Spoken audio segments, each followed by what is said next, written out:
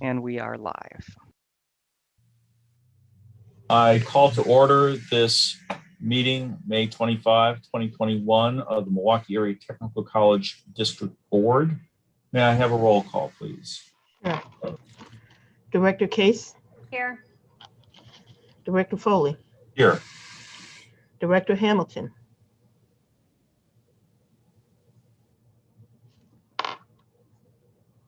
Present.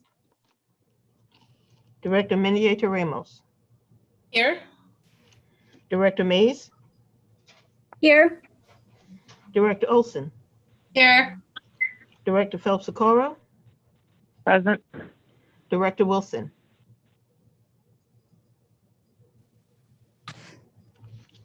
One more time, Director Wilson.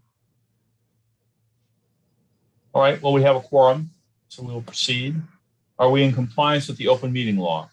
We are in compliance with the open meetings law. Understand that we have public comments today, so I'll begin by repeating the board policy A0107, which states, quote, "No person may speak more than once to an issue or for a period longer than 5 minutes, except upon the consent of a majority of the district board. No more than 3 people may be heard to one side of an issue, except upon the consent of a majority of the district board." I think that we may have a situation where there are 4 people who are addressing the same side of the issue. If that's the case, we may need to shorten the time here. I'm going to ask you to, we've got a very long agenda today, so I'm going to ask the commenting participants to limit their comments to 3 or 4 minutes. And so we can hear from all 4 of you. And then we'll have to move on today because of the size of the agenda. So thank you for addressing the board and sharing your concerns. The board will not be responding to any matter in adherence to the state of Wisconsin open meetings law, which prevents a governmental body from discussing any specific item that was not publicly noticed on the agenda. And let me get down to the screen with the list here. My apologies. The first person registered to speak is, and I apologize if I mispronounce your name, but Christina Kornelowitz. Can we unmute Christina, please? All right, may I speak? Yes. I will read a short letter. It's my letter of resignation. Thank you for allowing me this opportunity. It's addressed to Ms. Winsell. This follows a similar letter I wrote to Ronald Clohessy from the English department. Dear Ms. Winsell, I'm writing to let the MATC administration officially know that I will no longer be teaching at MATC effective after this semester ends. I've truly enjoyed teaching at MATC, feeling it to be an extension of my teaching in MPS, and that it was rewarding to me professionally and personally. It is always gratifying to see one's students succeed and move on. However, this last year plus a few months has been one of ever diminishing returns personally as an instructor. The main motivator for me has always been feeling effective and seeing the fruits of my labors. Nevertheless, the burdens of teaching virtual and all online classes, the cumbersome, time-consuming, and unpaid professional development opportunities in sum total, and the TAP system, and the sheer time-eating nature of grading and regrading and communicating via Blackboard have left me less than enthusiastic about returning in the fall. I understand the need for professional development and supervision of teaching staff, but at a certain point, these systems begin to look like a justification of a top-heavy administrative class looking to justify their positions. Perhaps the workers, the part-time teaching staff without whom the institution would not be able to carry out its mission, need to be compensated for all this non-teaching work. If I calculate the hours I've spent on the non-paid PD and TAP requirements, in addition to all the prep, grading, manipulation of Blackboard, and communication with students, my hourly wage is half of what I'm paid per hour by MATC. Even though I realize that I can teach in person in the fall, which we all know is far more effective and rewarding, I feel somehow done. So it is with great joy and relief for me to know that I will not have to finish that one class I needed, ZERD 103, for recert, after I was just one class short, one, under the previous system. I will not do the sum total class on cybersecurity. I will not bother to figure out why what I submitted to TAP in February did not work right. And I will no longer have to try to figure out weird insufficiencies and glitches in the Blackboard grading program as I read and comment on draft after draft of essays. This is an aside. I am an English teacher. Once again, despite the above frustrations, I am grateful for the opportunity to serve our community in Milwaukee. Teaching is a vocation, and I am proud to have taught both in MPS and MATC. Sincerely, Chris Kornilovich. Thank you, Chris. Thank you for sharing that with us. Our next speaker is Lisa Conley. All right, thank you. Good afternoon. For those of you who don't know, I'm Dr. Lisa Conley. I'm a full-time faculty member and president of AOT Local 212, the union representing MATC's full and part-time faculty, professional staff, and now qualifying employees at MPBS. On behalf of the Local 212 Executive Board and our members, I thank you for your service to the college. To directors Foley, Wilson, and Case, thank you for hosting your recent listening sessions with MATC's frontline employees. Your efforts are acknowledged and very much appreciated. I also want to take this chance to publicly acknowledge the contributions of my MATC colleagues, such as Chris, who went above and beyond this past year to get students, the college, and each other thus far through the pandemic. Stories shared by colleagues from across the country with whom I am attending a virtual higher ed science educators conference this week clearly demonstrate that what we've been able to achieve at MATC in our pandemic response is not the norm, and in fact, can be labeled as being way above the curve. I truly believe that this has been made possible by increased transparency, enhanced communication, and purposeful collaboration between administration and frontline employees at the very start of the pandemic, where we were all in that room around a table, rolling up our sleeves to identify needs and to solve problems. Of a major concern now is a noted erosion of these three tenets as the college continues to reopen on larger scales. It is my experience and strong belief that this erosion can lead to greater inefficiency, decreased productivity, and lowered morale among employees, all of which can threaten the quality and level of support to students, as well as our level of service to the communities that depend upon us. A recent example of an egregious breach in transparency and collaboration is related to something that you are asked to consider later today. During the summer of 2020, Local 212 and MATC jointly agreed to postpone the 2021 wage contract bargain due to COVID and the related uncertainties in student enrollments. The bargain for 2021 has still not taken place despite 212's repeated notices and was only recently scheduled for later this week. This is a concern considering that there was little communication with union reps prior to the college notifying employees late last Friday of their plan to bring dispersal of a lump sum payment to employees for board consideration today. Instead, the college unilaterally decided to proceed even though the 2021 bargain with us has not yet been completed. We also take issue with the fact that we are not brought to the table when determinations of eligibility criteria were being made and the list of eligible employees created. Behaviors such as these do little to improve the work climate and therefore employee morale, or to build the high levels of trust and collegiality that guided pathways and other best practice sources state as a requisite for continued successful revamping of college structures and practices in order to better serve students. Therefore, we call for and expect improved interactions with the administration in this regard moving forward. So in closing, I once again thank you for your service to the college. and leave with you one more rumination from the perspective of a research biologist with clinical experience and who has over 25 years in the higher ed educational trenches. The SARS-CoV-2 virus that causes COVID-19 disease is not going anywhere. And as a result, there are many unanswered questions as far as what the next year will hold. This uncertainty, taken with all that MATC's frontline employees have experienced thus far in the pandemic, has left people even more exhausted, physically, mentally, and emotionally, than at this very point in time last year. So to you and to the MATC administration, please keep in mind that what is asked of frontline employees, requirements, new initiatives, mandates, etc., must be tempered in number, reasonable, and collaboratively determined for the coming year.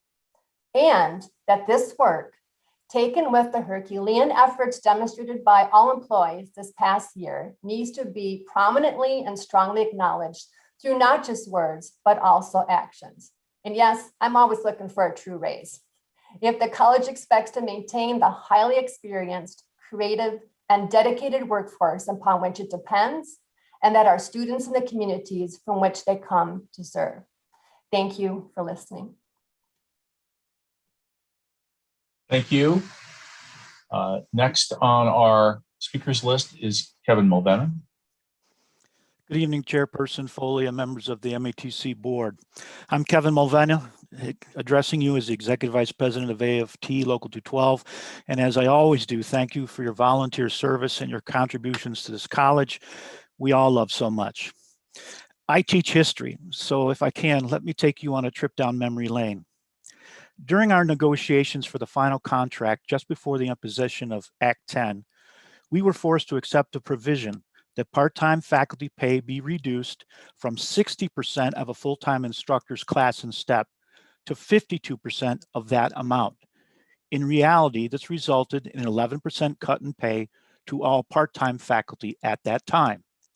A couple of years ago, despite our strenuous objections, most members of this board approved MATC's recommendation based on the compensation study to cut the number of hours new faculty, part-time faculty would be paid for. A typical 3-credit course would be reduced from 102 hours of pay to 85 hours of pay. MATC had historically and wisely provided these prep and office hours so that faculty could meet with students, adequately prepare for class, do grading, etc. We also pointed out that part-time faculty engage in the same professional development just as their full-time counterparts do to become and remain certified. This amounts to a series of courses to be taken and amounting to at least 60 hours over 4 years. They also submit teaching action plans, complete required workplace trainings, and much more.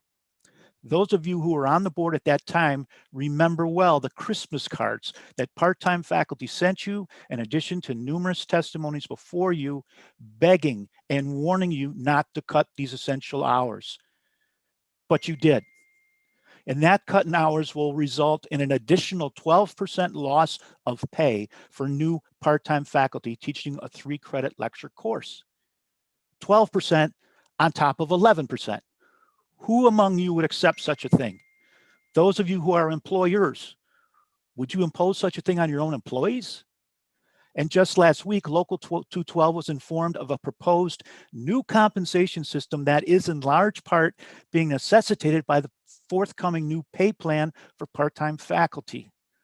When we questioned the need for the system, we were told, well, the board approved the new pay system for new part-time faculty, so we have to do it. Well, I am here to say that what the board has done, the board can and should undo. All it takes is a brave motion from someone on this board to rescind the previously adopted recommendation concerning part-time faculty pay that was passed on December 17th, 2019. The compensation study and the motion to approve it were made by then Director Dahl, who said it was something he had wanted throughout his tenure. Well, he got his wish and he's gone. Also at that meeting, the board recommended a review every 2 years of the compensation study's recommendations, which hasn't been done. and thus explains why we still don't have a predictable, fair, and transparent compensation system for all employees. But back to part-time faculty. Surely the administration and this board must understand the essential importance of our part-time faculty, given the events of these last 15 months. 30 seconds, please. Isn't it acknowledging that incredible work reason enough to reverse this recommendation? Do you even know the part-time faculty who didn't get an assignment engaged in professional development and training so they could literally turn on a dime to teach online and virtually? Do you know that 81 part-time faculty have resigned in the last 12 months? Maybe you haven't met our chief Respond, but in protective services alone, he's lost 32 part-time faculty. So let's be clear. We're cutting new part-time faculty pay in an environment where you cannot hire and you cannot retain part-time faculty. So in closing, please listen to us. No one relishes being able to say, I told you so, when the predicted outcome is one that negatively impacts our colleagues and our students. Thank you. Thank you, Mr. Mulvaney. And next is Dewey Caton.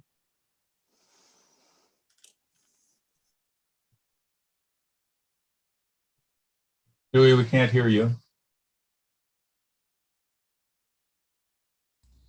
Thank you. I'm sorry. Always There you go. confused by which buttons are necessary in what type of system. I do apologize.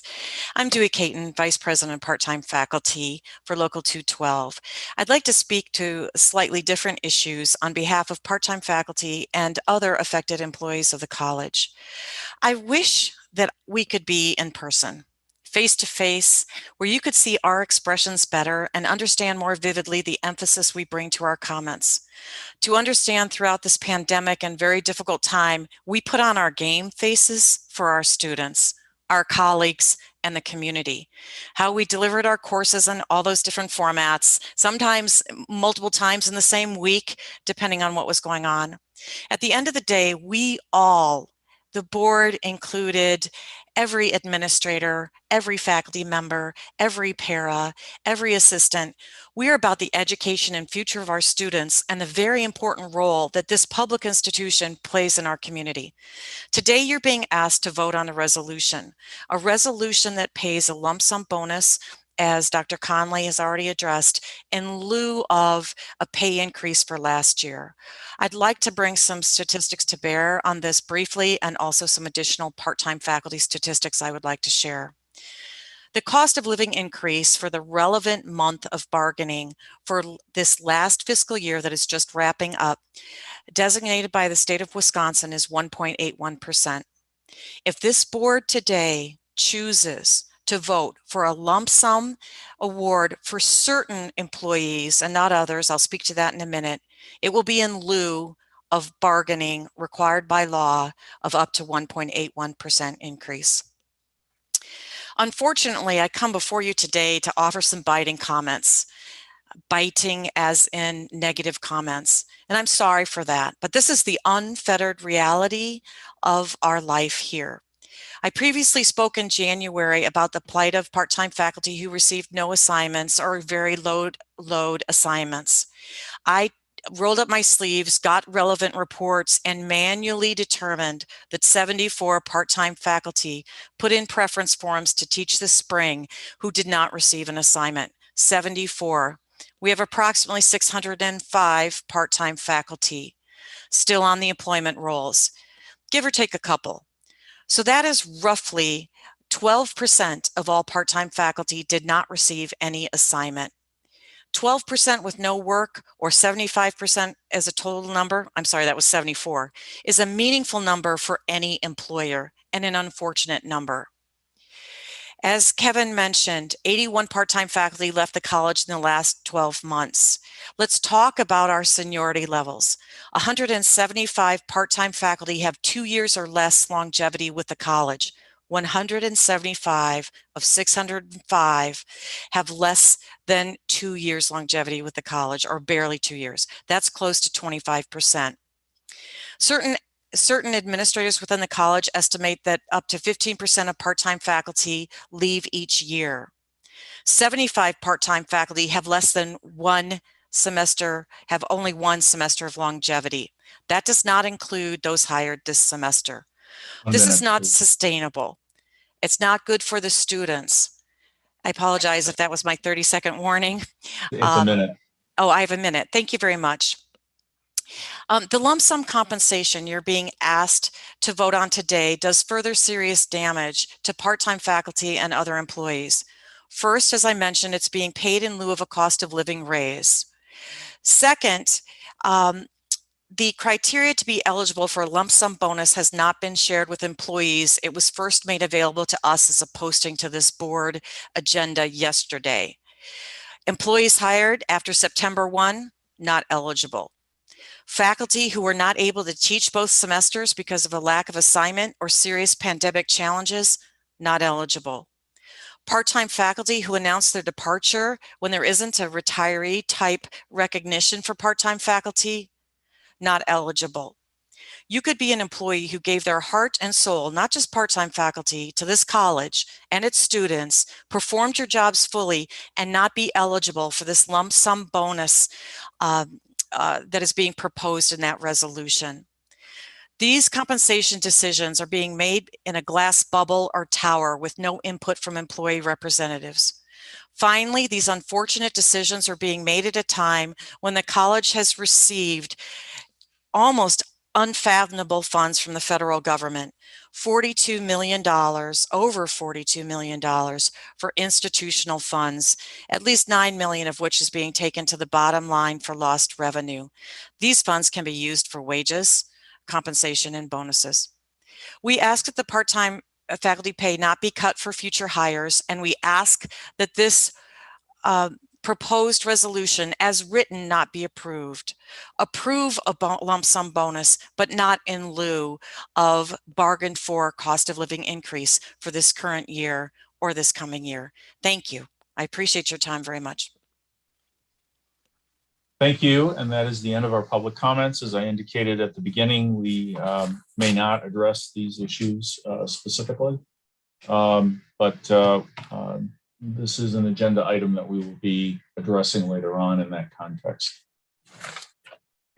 Next on the agenda for today is approval of the minutes of the regular board meeting of April 27th, 2021. Is there a motion to approve? And as a reminder, directors, please, since I can't see all of you, tell me who you are when you're making motions or seconds. Is there a motion to approve? Director Phelps Okoro, move for approval. Thank you, Director Phelps Okoro. Is there a second? Director Hamilton Ramos. Oh, no, don't fight.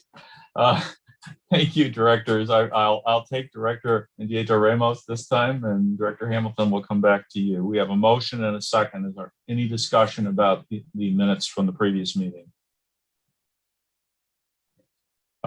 Hearing none, we have a motion by Director Phelps Okoro and a second by Director Mendieta Ramos. Would all those in favor of approving the minutes as submitted, please indicate that by saying aye. Aye. Aye. Aye. Anyone else? All right, the motion passes. The minutes are approved. Next is approval of the consent agenda item. As we've been doing recently, I'll ask for a motion to approve them all and then ask for discussion individually. Is there a motion and is there a second for approval of the consent agenda items? Move for approval of the consent. Okay, I think I have a motion from Director Olson and a second for Director Phelps Okoro. Thank you. Is there any discussion about the bills from April 2021 on the consent agenda item? Any discussion or questions about the financial report for April 2021? Any questions or discussion about the human resources report? Any questions or discussion about the procurement report? Any questions or discussion about the quarterly affirmative action report? Yes, I do have one. Director Wilson, please go ahead. If you can be a little louder somehow, that would be helpful. I'm sorry. I didn't hear you. I said if you could be a little harder, louder, that would be helpful. Okay, just a minute here. I got some children tonight, so I'm trying to do two things at once. I thought that we were going to start having a report on the affirmative action, or which weren't we? Or is that going to be in another month? In some other months? Wait. The first thing is that we were asking for some greater granularity in the human resources and affirmative action reports, breaking down the numbers into different categories. And I believe this month's report does that. But I also think that we were going to give our new HR director a couple of months to get this in a position where we can drill down and get more information. But if there is more of a report on this, I'm not aware of it for tonight. Is that correct? That's fine. I just don't want us to let it slip by. Okay, it is on the agenda for next month for sure. Thank you so much. Any other questions or comments, Director Case? Yes, I have a follow-up question, and fully acknowledging that this might be a question that is answered next month versus this. Specific to the affirmative action report, we repeatedly see the underutilization in the same categories, report after report. In fact, we've seen them probably the entire time I've been on the board. And in my past lives, typically part of an affirmative action report is a plan to address those. Which we don't typically see at the board.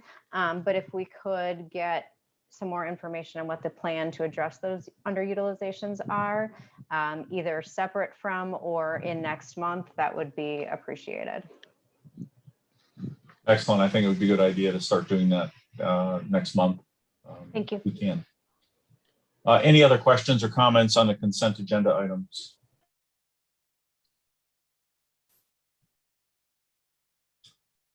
Director Hamilton, you look like you're about to ask a question. Am I reading that correctly or not? No. Okay. All right. We have a motion from Director Olson and a second from Director Phelps-Okora for approval of the consent agenda items. Would all those in favor of approval please remove your mute buttons and indicate that by saying aye. Aye. Aye. Aye. Aye. Aye. Director Wilson, I didn't hear you. Did you say anything? Aye. Thank you. Any opposed? Motion passes. Thank you. Next are the board action items. We begin with resolution F0179-05-21, authorizing the sale of $1.5 million general obligation promissory notes, Series 2020-2021K of Milwaukee Area Technical College District, Wisconsin. Mr. Meehan from Robert W. Baird, would you please tell us about today's sale? Yes, thank you very much. Good afternoon. Appreciate the opportunity to appear before the board. We conducted the bid opening this morning for the $1.5 million Series 2020-21L. This is the last series for the 2021 fiscal year. Once again, we got good bidder participation. We had 4 bidders. Familiar name, Huntington Securities, was the winner. They actually won last month. The cover of BNY Mellon, they bid in the past as well as Fidelity. Actually, the top 3 bidders, Huntington, BNY, and Fidelity, came in 1, 3, and 2 last month. So we have a trend here of interested bidders, which is always good. The rates are up a little bit. Last month it was 0.37, and now it's 0.48. But once again, when you're talking about 0.37 or 0.48, these are really low rates. And they're actually lower than 2 months ago. So rates are going to bounce around a little bit, but we see a little bit of an upward trend. Next page. Now, the notes themselves are dated June 10th. So that's when the funds are transferred to MATC and the interest clock begins. The maturities are June 1 of 22 through 25. That's when the principal is maturing. The first interest payment is December 1, because we do have cash on hand for a payment this calendar year. As a reminder, all the debt of METC is paid on a calendar year basis.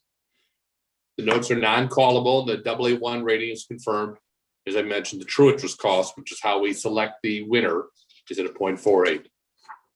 Next page. So this is the last of the series of issues for the 2021 fiscal year. The only overall comment I'd make, if you look at the heading that says average from left to right, 1.86, 1.78, 2.39, you can see that rates have been really low. We've run rates that run, from 2.39 to 1.36, whatever, 76, whatever it's been. They continue to trend at a lower level. The 215 shows a little bit of an uptick. Nothing we can't handle.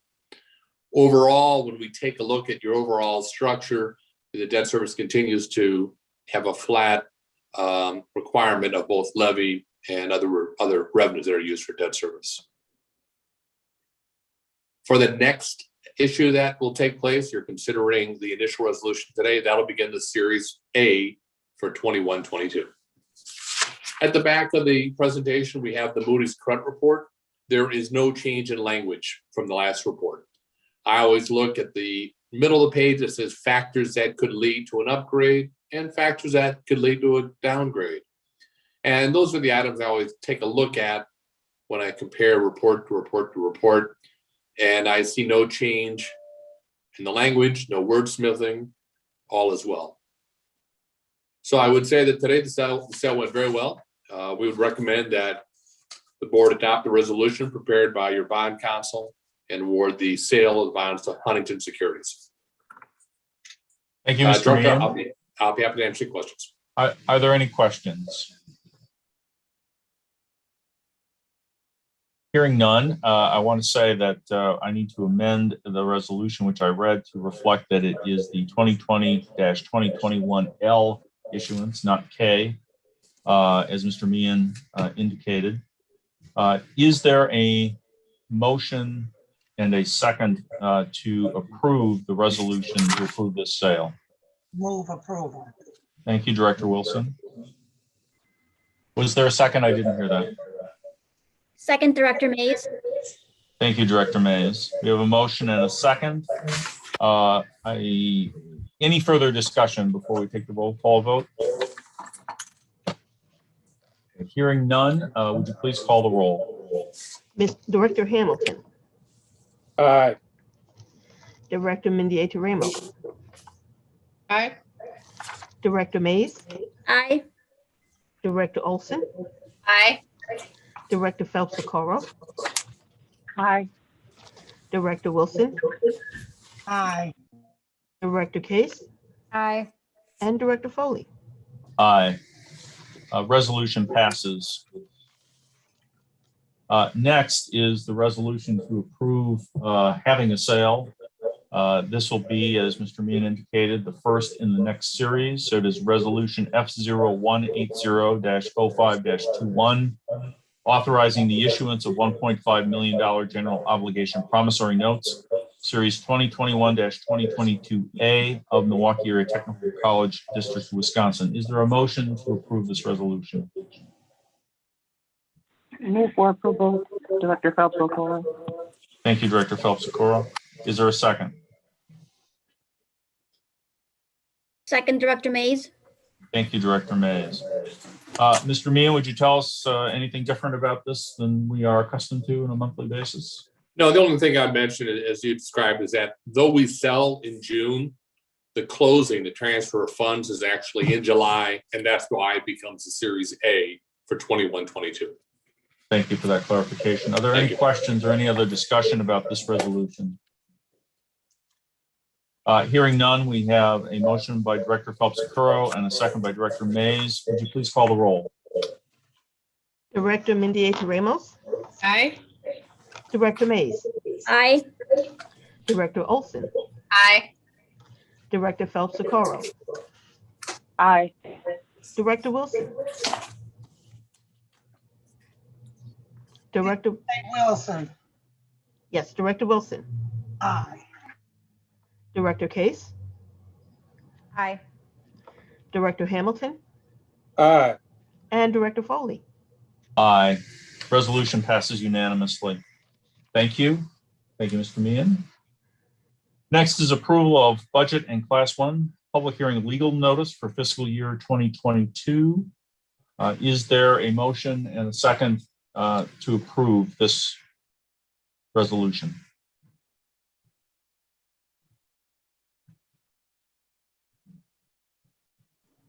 Director Motion to Case, so approve. moved. Director Second. Case, thank you. And is there a second? Second, Director Phelps-Okoro. Thank you, Director Phelps-Okoro. Mr. Vice President Hollow, I believe you're going to tell us about this. Yes, thank you. If, I don't know, Beth, if we're going to bring this. So if we look at this class 1 notice, legal notice, this is required each year.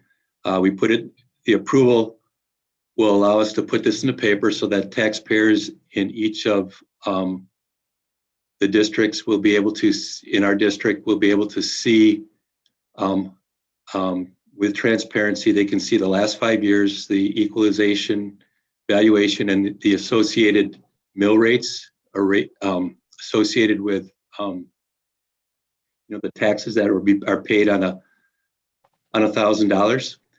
And so you can see the history, the last 5 years. In 2022, we're proposing the mill rate will stay, basically, it's actually dropping slightly. Typically, we've shown flat until October, when the Wisconsin Department of Revenue updates the equalized valuation. And typically, we see, as you can see, the equalized valuation the last 5 years has increased. So the rate to taxpayers typically decreases. If we look at tax on a $100,000 home, you can see that's declined. And down below, we can see this is the budget that we have for each of the funds, the general fund, special revenue fund, all the way across to the internal service fund. The total amount of revenue and expenses for each of these, and we're proposing balanced budgets for each of these. So if we can go to the next page, it just shows a little bit more detail on the revenues for each of the funds compared to fiscal year 2020, which was actual. We have fiscal year 2021, which shows our budget, and then we have an estimate for 2021, and then a proposed budget in the right-hand column. This is for the general fund. And the general fund is the fund that we all work out of. A lot of, it's called the educational fund. It's also known as the educational fund. That's the primary fund that we operate the college with. So I'll just pause to see if there's any questions related to this document.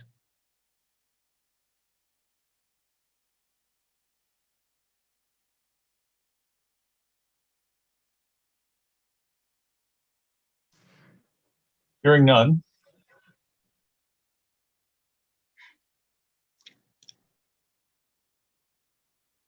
So my request is that you approve this so that we could put this in the paper so that taxpayers can see it, and hopefully in June we can have a meeting where taxpayers can come in and ask questions about the budget if they have questions. But typically, if we're holding taxes flat, we do not have a lot of taxpayers who come to the meetings, but we open it up for them as well. So. Question. Yes. Go ahead, Director Wilson. Are we doing that by Zoom? Are they coming in? Or we gonna all meet in the parking lot? How are we gonna do that? I vote for the parking lot myself, but okay. I think it's being done over Zoom. Just like last year, yes.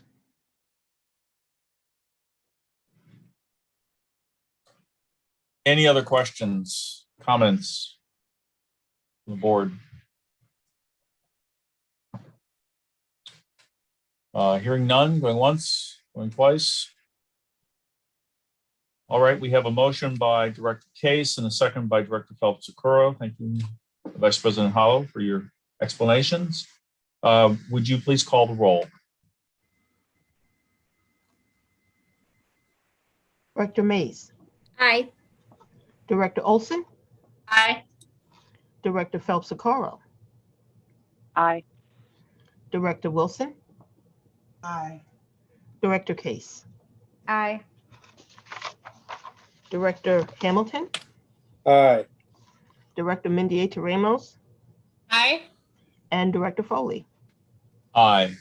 Resolution passes unanimously. Next on the agenda is Resolution F0181-05-21 to approve technical diploma program titled Nail Technician 30-502-4. Could I have a motion to approve and a second, please?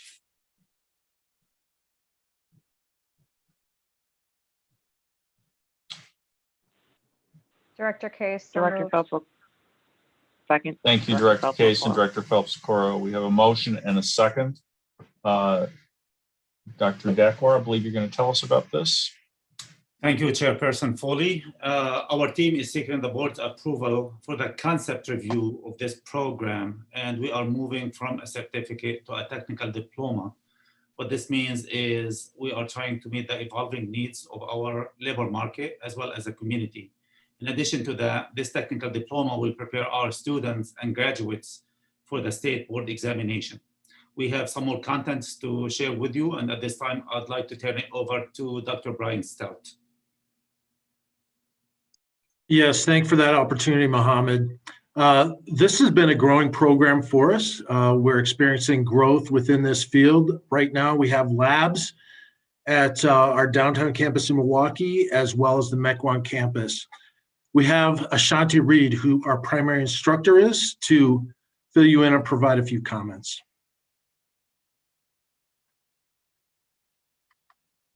Thank you, Dean Stout and Mr. Dakwar, and thank you to the MATC board members for your time this evening.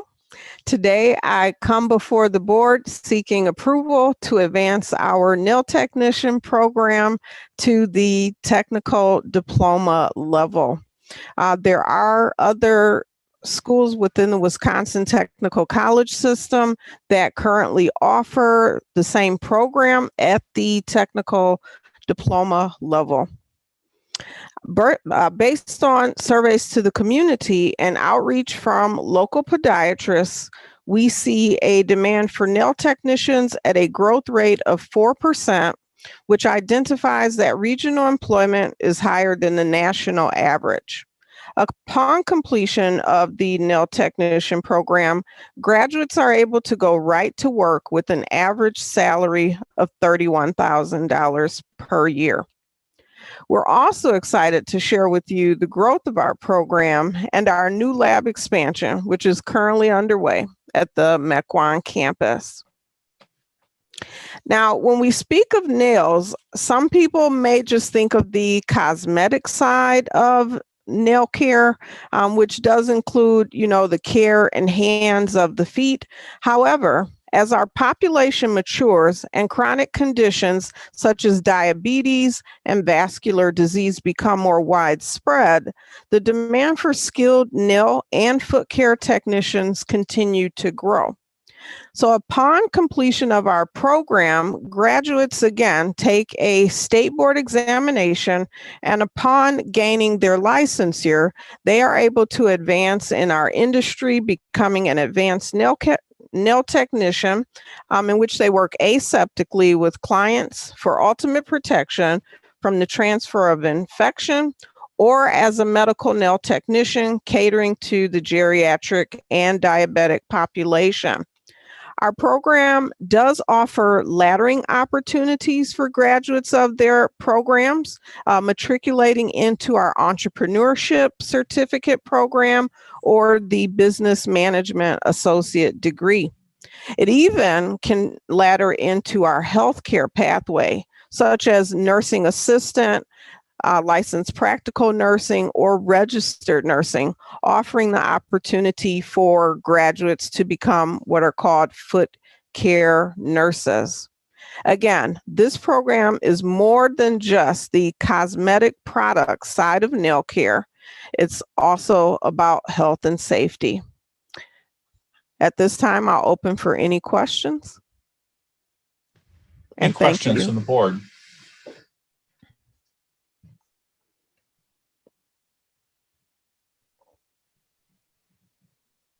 I have one. With the starting salaries of $31,000 in these, what you described as laddering opportunities, what is a likely path to higher annual compensation than the 31,000? How many of our graduates in this program, or what percentage, however you want to quantify it, do you think will be earning more than that because of these laddering opportunities? Well, I will use myself as an example. Upon graduating from the MATC nail technician program, I later furthered my education with nail care by taking continuing education, becoming an advanced nail technician, furthering that education, becoming a medical nail technician, and I am now what is called a certified clinical podiatry medical assistant, in which a podiatry medical assistant can make anywhere between $33 to $48 per hour working alongside a podiatrist.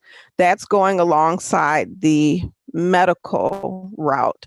For those who stay within the cosmetic side of nail care, they can become their own boss by opening their own establishment, as well as their own suite. So continuing education is definitely going to be the route. Thank you. Any other questions from the board?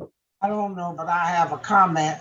I know they start at $25 to $100 and some dollars for one person, so they will do well once they get in there. And if they get their own shop, then they also get to rent to other people's. You do very well, because I just spent $58. Thank you, Director Wilson. Thank you, Director Wilson. Anyone else? I have a quick question. Director Mendieta Ramos, go ahead. Yeah, do we track those students that go on to become entrepreneurs later on and open their own salons, or not necessarily? I have been with MATC as the nail technology instructor for 7 years now, 4 years part-time, 3 years full-time.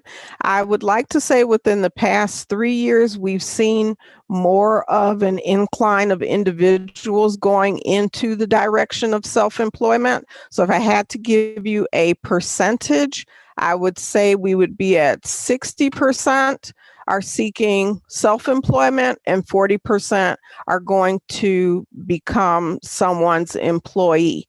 Are we tracking that data? We are not. That is just my personal tracking based on my interactions with our graduates.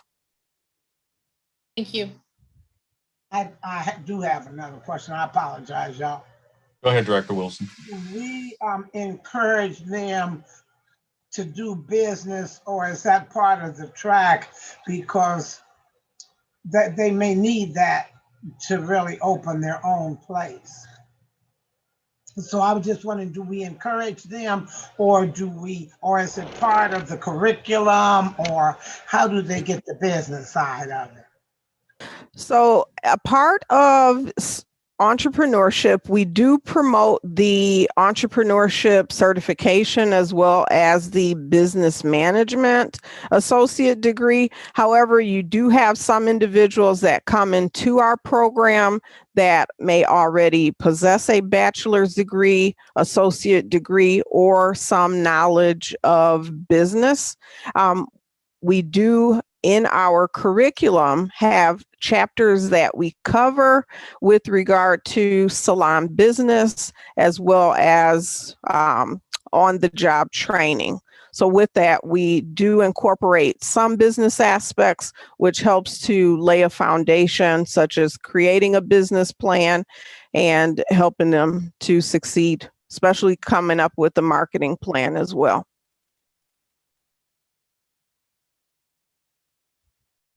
I'm just going to make one comment here for the good of the order. And I just think that whatever we can do to track the people who are coming through in terms of self-employment and whether they took or already had business experience or business education is something we should do because it's part of a marketing plan, right? We should be offering the entrepreneurial courses and the business management courses to anyone who's been through here and has gone out into the world for self-employment.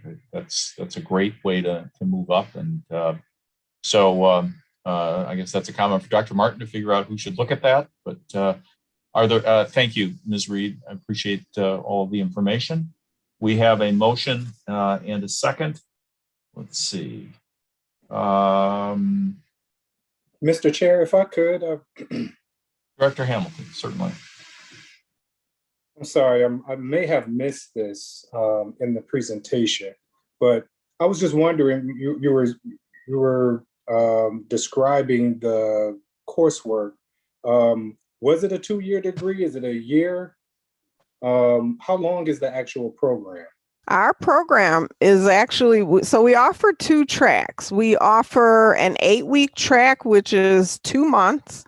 And then that we call that our fast track because it is a very accelerated track, typically offered during the summer. And then in both the fall and spring, we offer a 16-week track. So students are able to finish this program in as little as 2 months or as long as 4 months and go right into employment. All right, so as soon as they finish the coursework, is it a certification or is it just a graduation certificate? So right now we are a certificate. The reason we are presenting here before the board is to become a technical diploma. Okay. And Director Hamilton, in becoming a technical diploma, that will prepare our students and graduates to sit for the state board exam. Okay. All right, thank you. Thank you, Director Hamilton. Anyone else? All right, it has been moved by Director Case and seconded by Director Phelps-Okoro. Would all those in favor of approving the resolution to approve technical diploma program titled Nail Technician 30-502-4 indicate that by saying aye? Aye. Aye. Aye. Aye. Any opposed? Motion passes. Thank you. Thank you. Vice President Decwar and also Ms. Reed. Thank you. Next is resolution F0182-05-21 to approve lump sum compensation adjustment. Given the commentary that we received tonight about this resolution and also some information provided from the administration before the meeting tonight, I think it might be appropriate to entertain a motion to table this particular resolution until some of the concerns that have been expressed are addressed and perhaps an alternative proposal or altered proposal is made available to us. We haven't done this before, so I'm not sure exactly what the procedure is. I think you have to move it first and then you can table it. Okay, fine, thank you. So first, can we get a motion for this resolution and a second, and then we can see if there's discussion about, if there is a motion to table and any discussion about that. So could I have a motion and a second to start?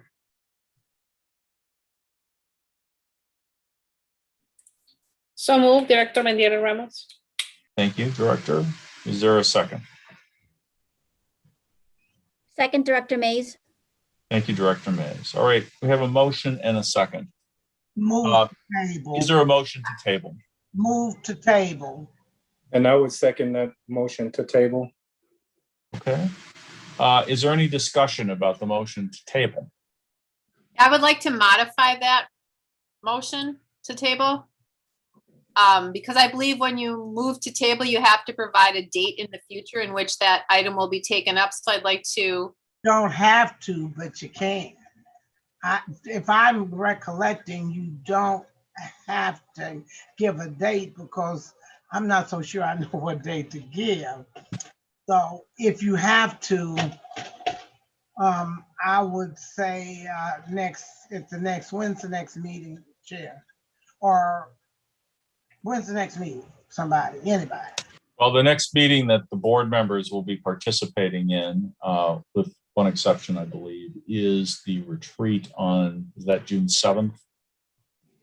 Yes. I don't want to do it at the retreat. Can we hear out Director Olson's suggestion on an alternate before we pick a date?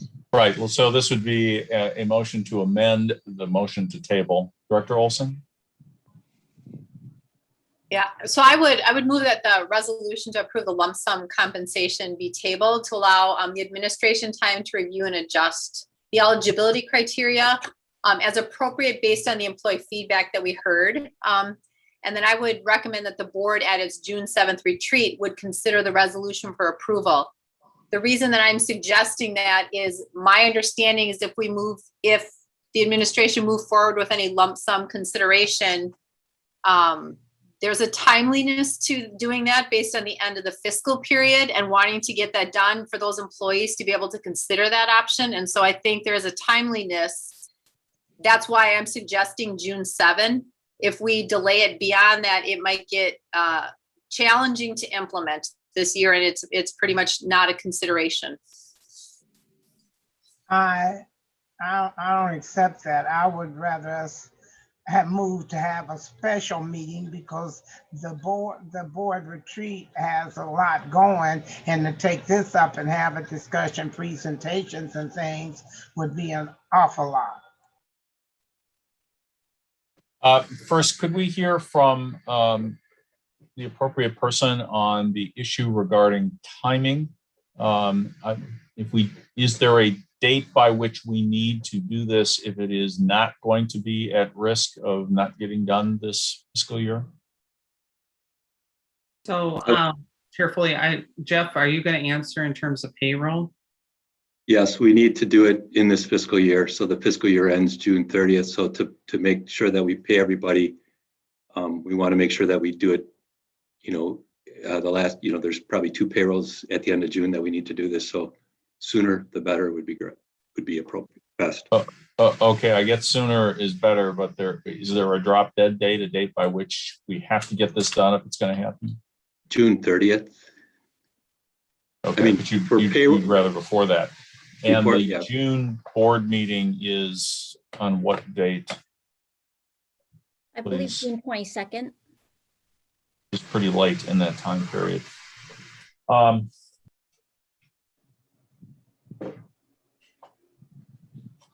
right, so I think procedurally, the first thing we have to do is see if there is a second for Director Olson's motion to do this on the 7th at the board retreat and then take a vote on that. And depending on the outcome of that, we will either vote on the original motion or hear further amendments. I will second Director Olson's motion.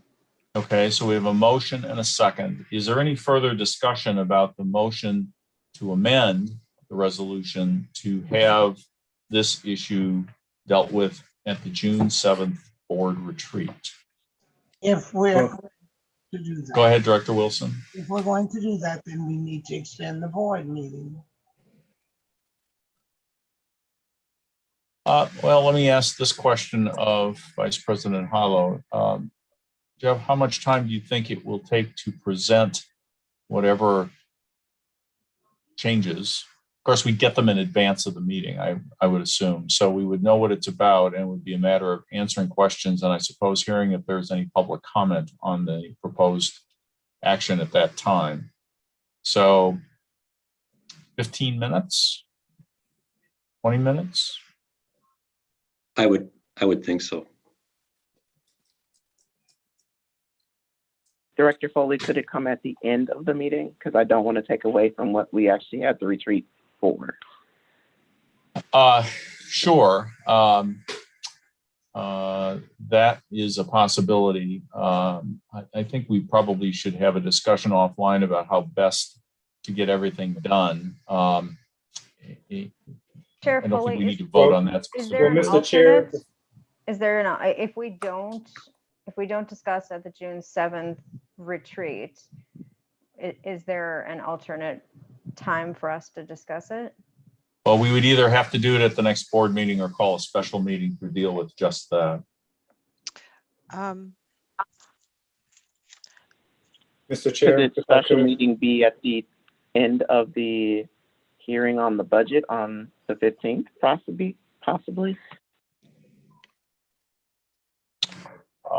Do we have enough time to notice that up? I think we do.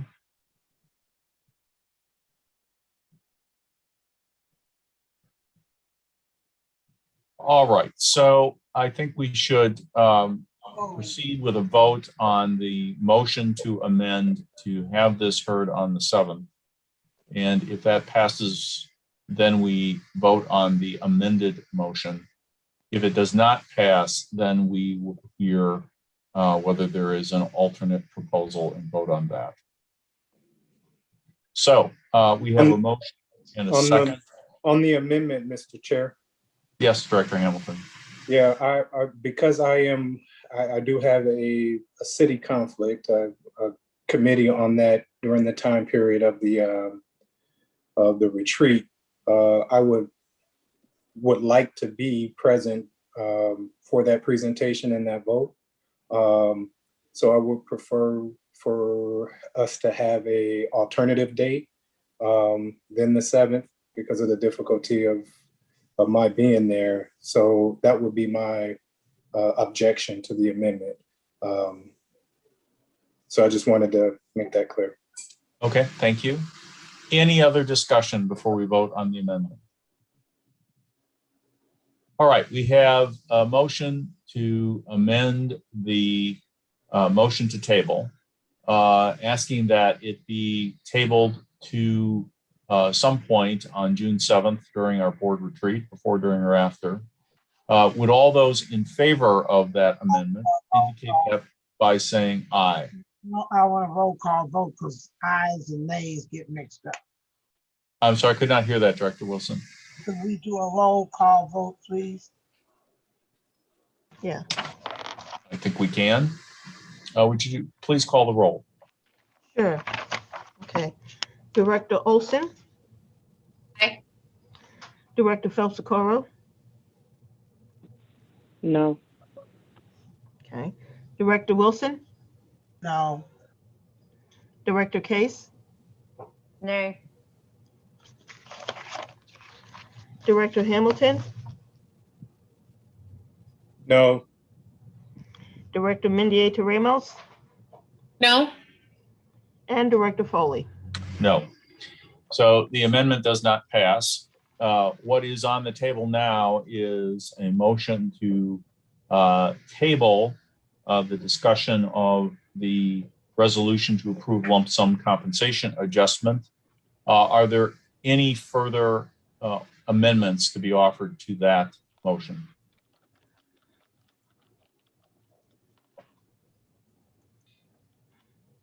Wasn't there an amendment to do it, or, well, the question becomes, let's back up a little bit. How long does the staff think they need to get the questions and concerns answered?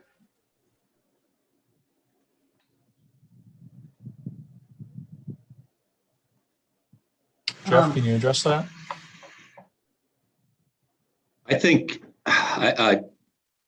I think we could do something that, I think this could be rather quick.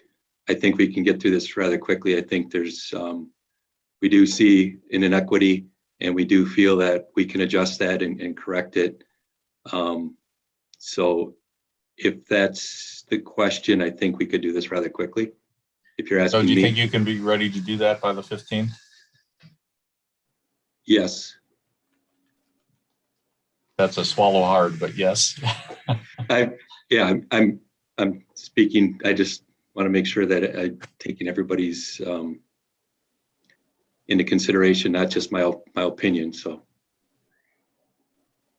Any other questions or comments at this point? Okay, so one more time, is there a motion to amend the pending motion for approval of the lump sum compensation? To table it to, I'm sorry, the motion to table that discussion.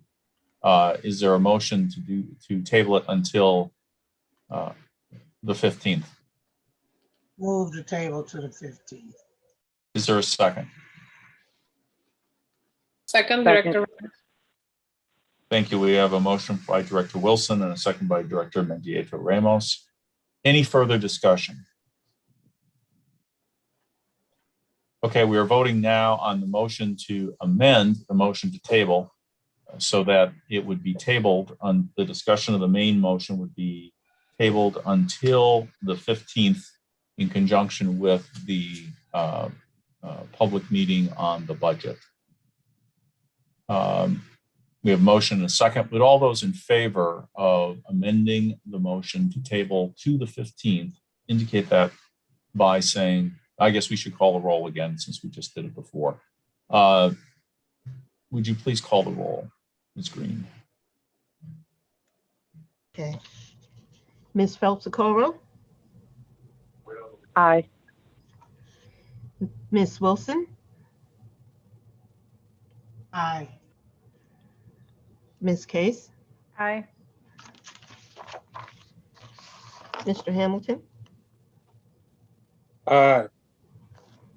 Ms. Mendieta Ramos? Aye. Ms. Mays? Aye. And Dr. Olson?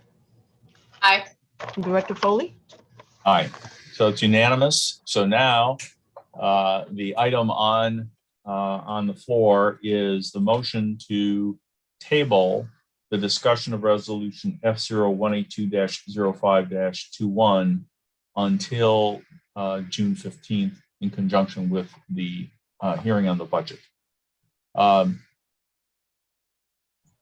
thought we just voted on that. I'm sorry. I really am lost. Well, we voted on amending the resolution to do that, to include that provision. Now we have to vote on the actual motion to table. So would you please call the roll?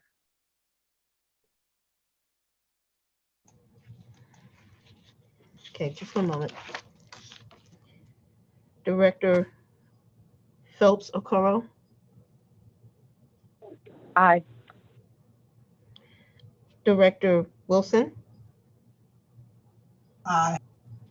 Director Case? Aye. Director Hamilton? Aye. Director Mendieta Ramos?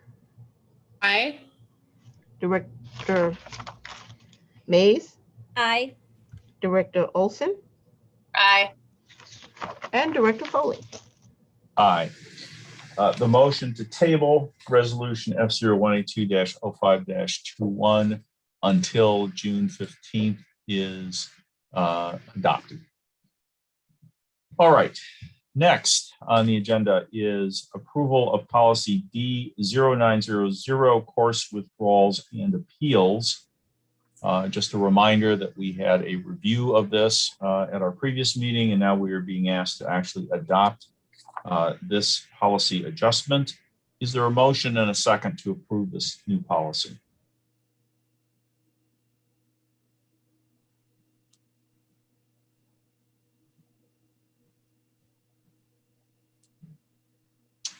Anyone want to make the motion?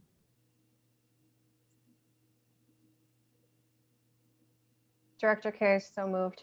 Thank you, Director Case. Is there a second? Second, Director Mays. Thank you, Director Mays. We have a motion and a second. Is there any discussion?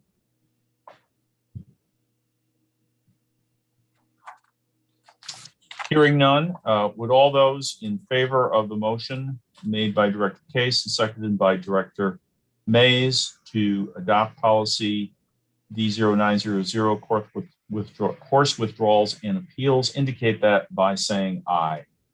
Aye. Aye. Aye.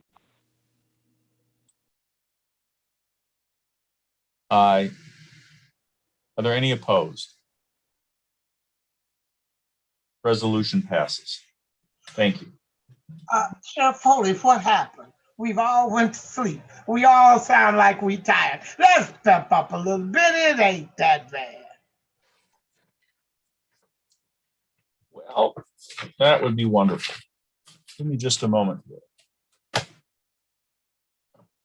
We need to find one piece of paper and then we can get back to doing this.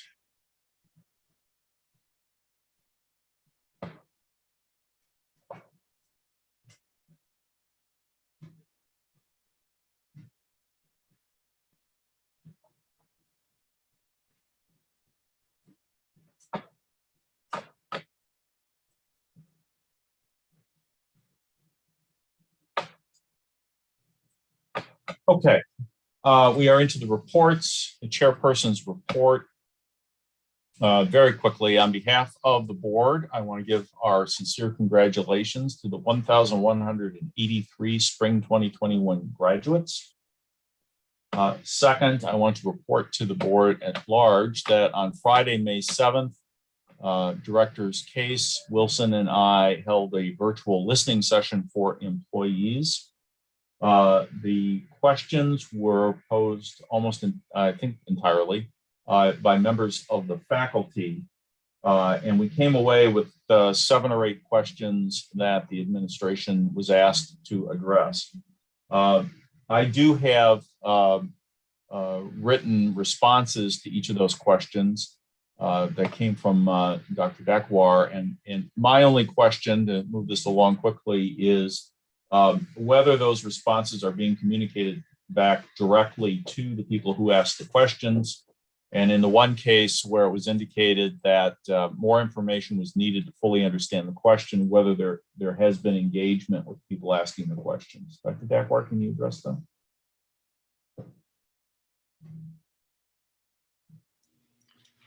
I'm really sorry, Dr. Foley. Did you ask me to address that? Yes, if you're the appropriate person. I think you're the one who wrote the responses, or at least conveyed them to me. So I'm just asking whether we're following up with the people involved. Absolutely, I would be happy to. So yeah, in both cases, I had 2 direct questions, and I did reach out to the faculty directly in this case. Okay. And what about the one where the response was, we don't have enough information to fully understand the question? Is that one, are you reaching out to that individual as well, or will you? Yes, I did. Okay. All right. Directors Case or Wilson, do you have any comments to add about the listening session? I don't. Director Case? Sure. I thought it was a great first step. I thought there was a lot of engagement and conversation. I think I feel like it was valuable, at least from my perspective. So hopefully those that participated thought so as well. And I look forward to doing more of them and having more open forums for people to share their perspectives and concerns.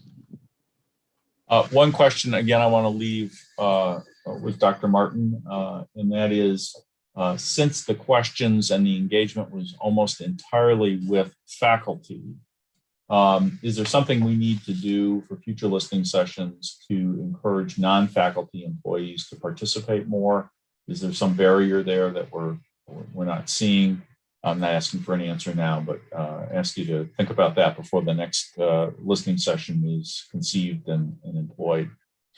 The board has completed the self-evaluation, I believe, at this point. We're missing one up to this morning, but I don't know if we have that one, but we will discuss the results of the board self-evaluation during the June board meeting. Just a reminder, we will be holding the board retreat on June 7th from 2 to 4 p.m. The focus will be diversity, equity, and inclusion. With my apologies to Dr. Hamilton that we had to schedule it when he could not attend.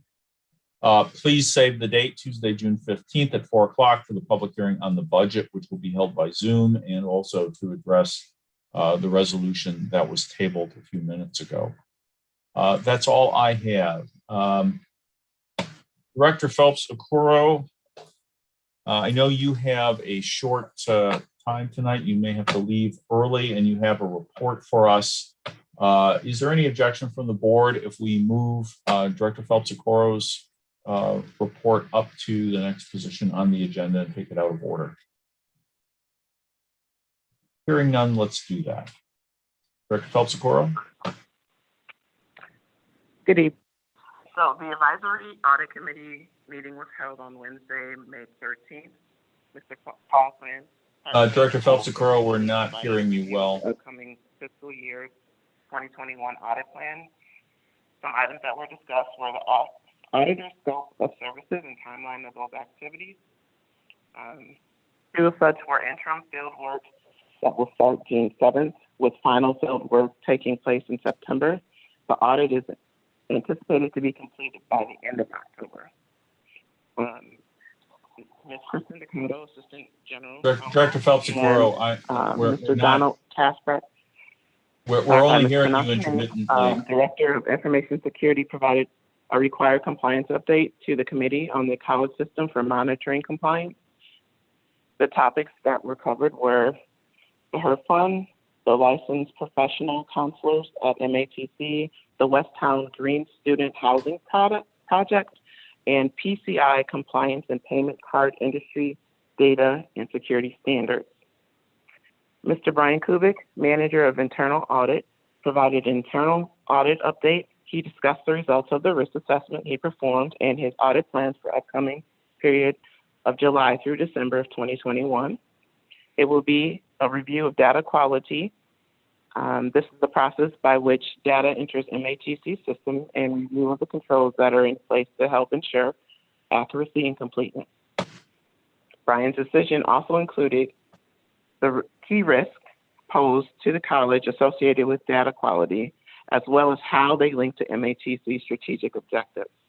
Other risk areas were also discussed, including contract monitoring, culture and accountability, load and examples, and financial aid. Finally, Brian spoke to the audit committee chair compliance, which were covered in this meeting, and the attendance of the committee members. It was determined that all items with the charter were met for 2020 to 2021 fiscal school year. And that is the end of my report. Thank you. Thank you, Director Phelps-Okoro. Are there any questions about the advisory audit report?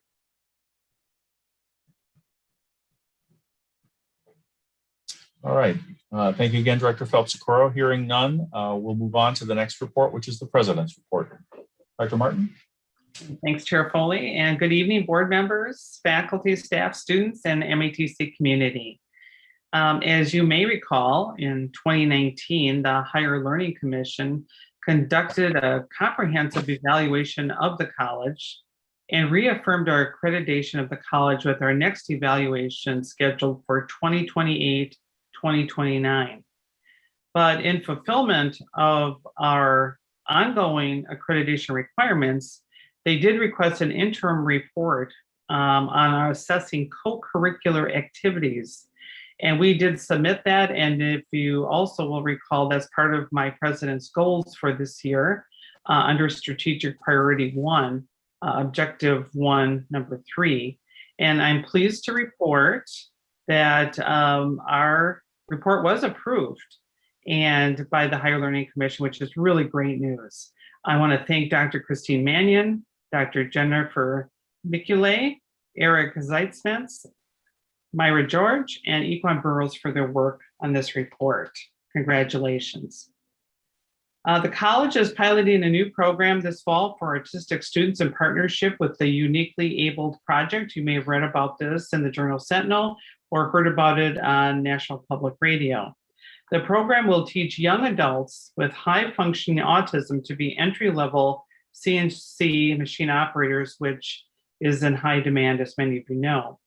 I would like to thank the following people for their efforts in bringing this program to the college.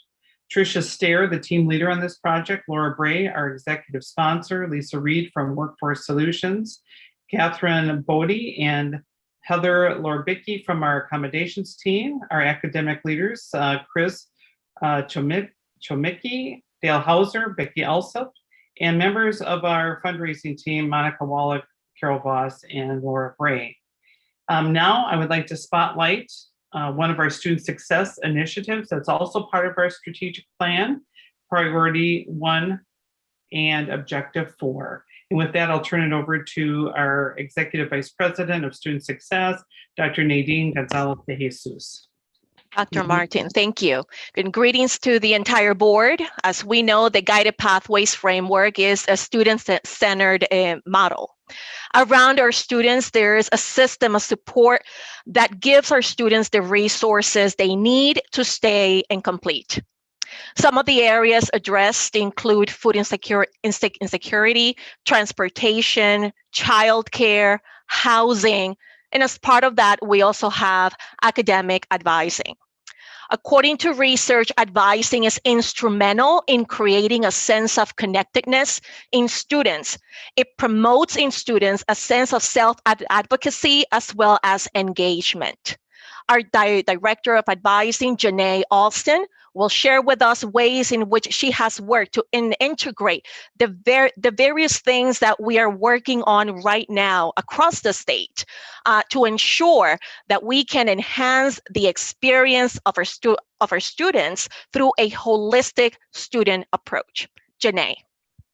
Good evening, everyone. My name is Janae Austin, and I have the privilege of serving in the role of District-Wide Advising Director. Thank you, Ms. Schultz, for showing the slide. So as Dr. Nadine has mentioned, I'm just going to talk briefly about the various moving parts that all centers back to our students. So I've been at MATC now 3 years and a couple weeks, and it has been a very awesome experience to see where we've transitioned from the time I got here in 2018 to where we now are entering our second year of our first implementation of guided pathway strategies. So when this visual was created, I wanted to make sure that whatever the visual was in the center represented our true work, which is our students. So no matter what we're doing, we have to make sure it centers back to our students and that they're getting the support that they need.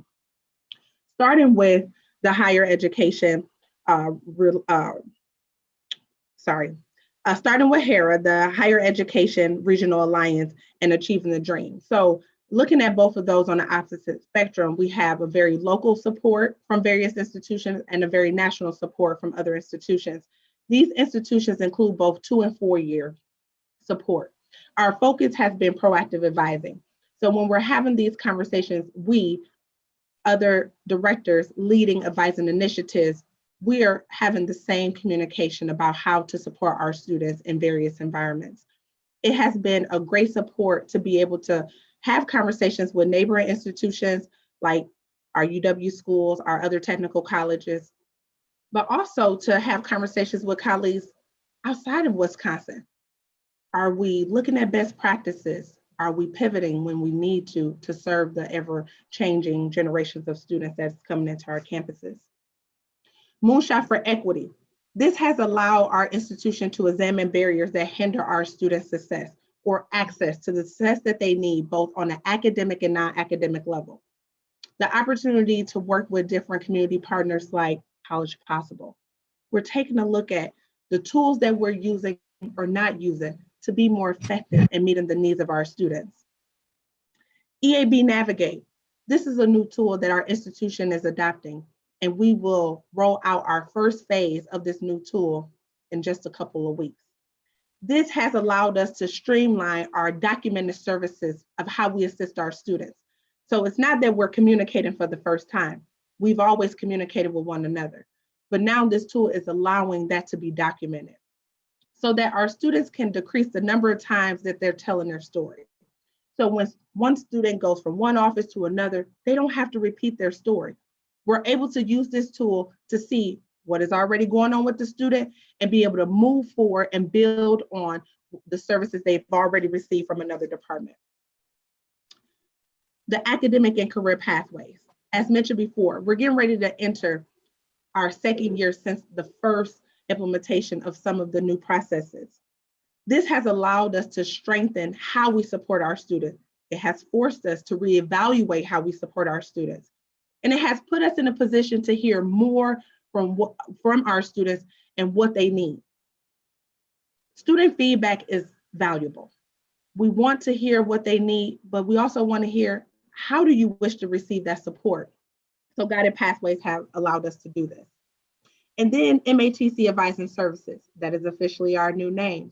We have now pivoted from counseling, that is now serviced under the Student Resource Center, and we are focused solely on advising services. This has allowed our team to peel back some of the layers of those additional responsibilities that they may have had in the historical regime. Now we're focusing solely on advising services, and this has been great for our students. How do we know that? Institutional research was tasked with developing an evaluation process for Guided Pathways.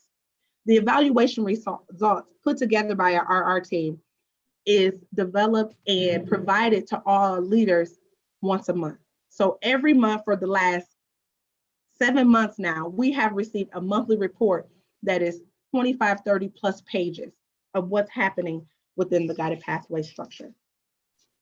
What we learned from the evaluation summary of April, because May hasn't come out just yet, 5,496 student interactions were documented in the month of April alone. On average, 15 minutes was spent with each student. So a student could have come in from something as simple as, can you direct me to Blackboard to be able to communicate with my instructor? Or can you help me sign up for a class? What we found through the contacts by these students is that course registration, program planning, course selection, college success, retention efforts, and any program-related questions were the most frequent indicator reasons that students were coming into their academic and career pathways to seek support. Why do I share that? Because what I just named is 95% related to advising. So when students are coming into the academic pathways, they're first seeking advising support. They are giving us good feedback, saying that we are responding in a timely fashion. And they're also giving us a feedback when we're not responding in a timely fashion. But the monthly evaluations help us continue to strengthen in the areas that we need to work harder in. Thank you. Thanks, Janae.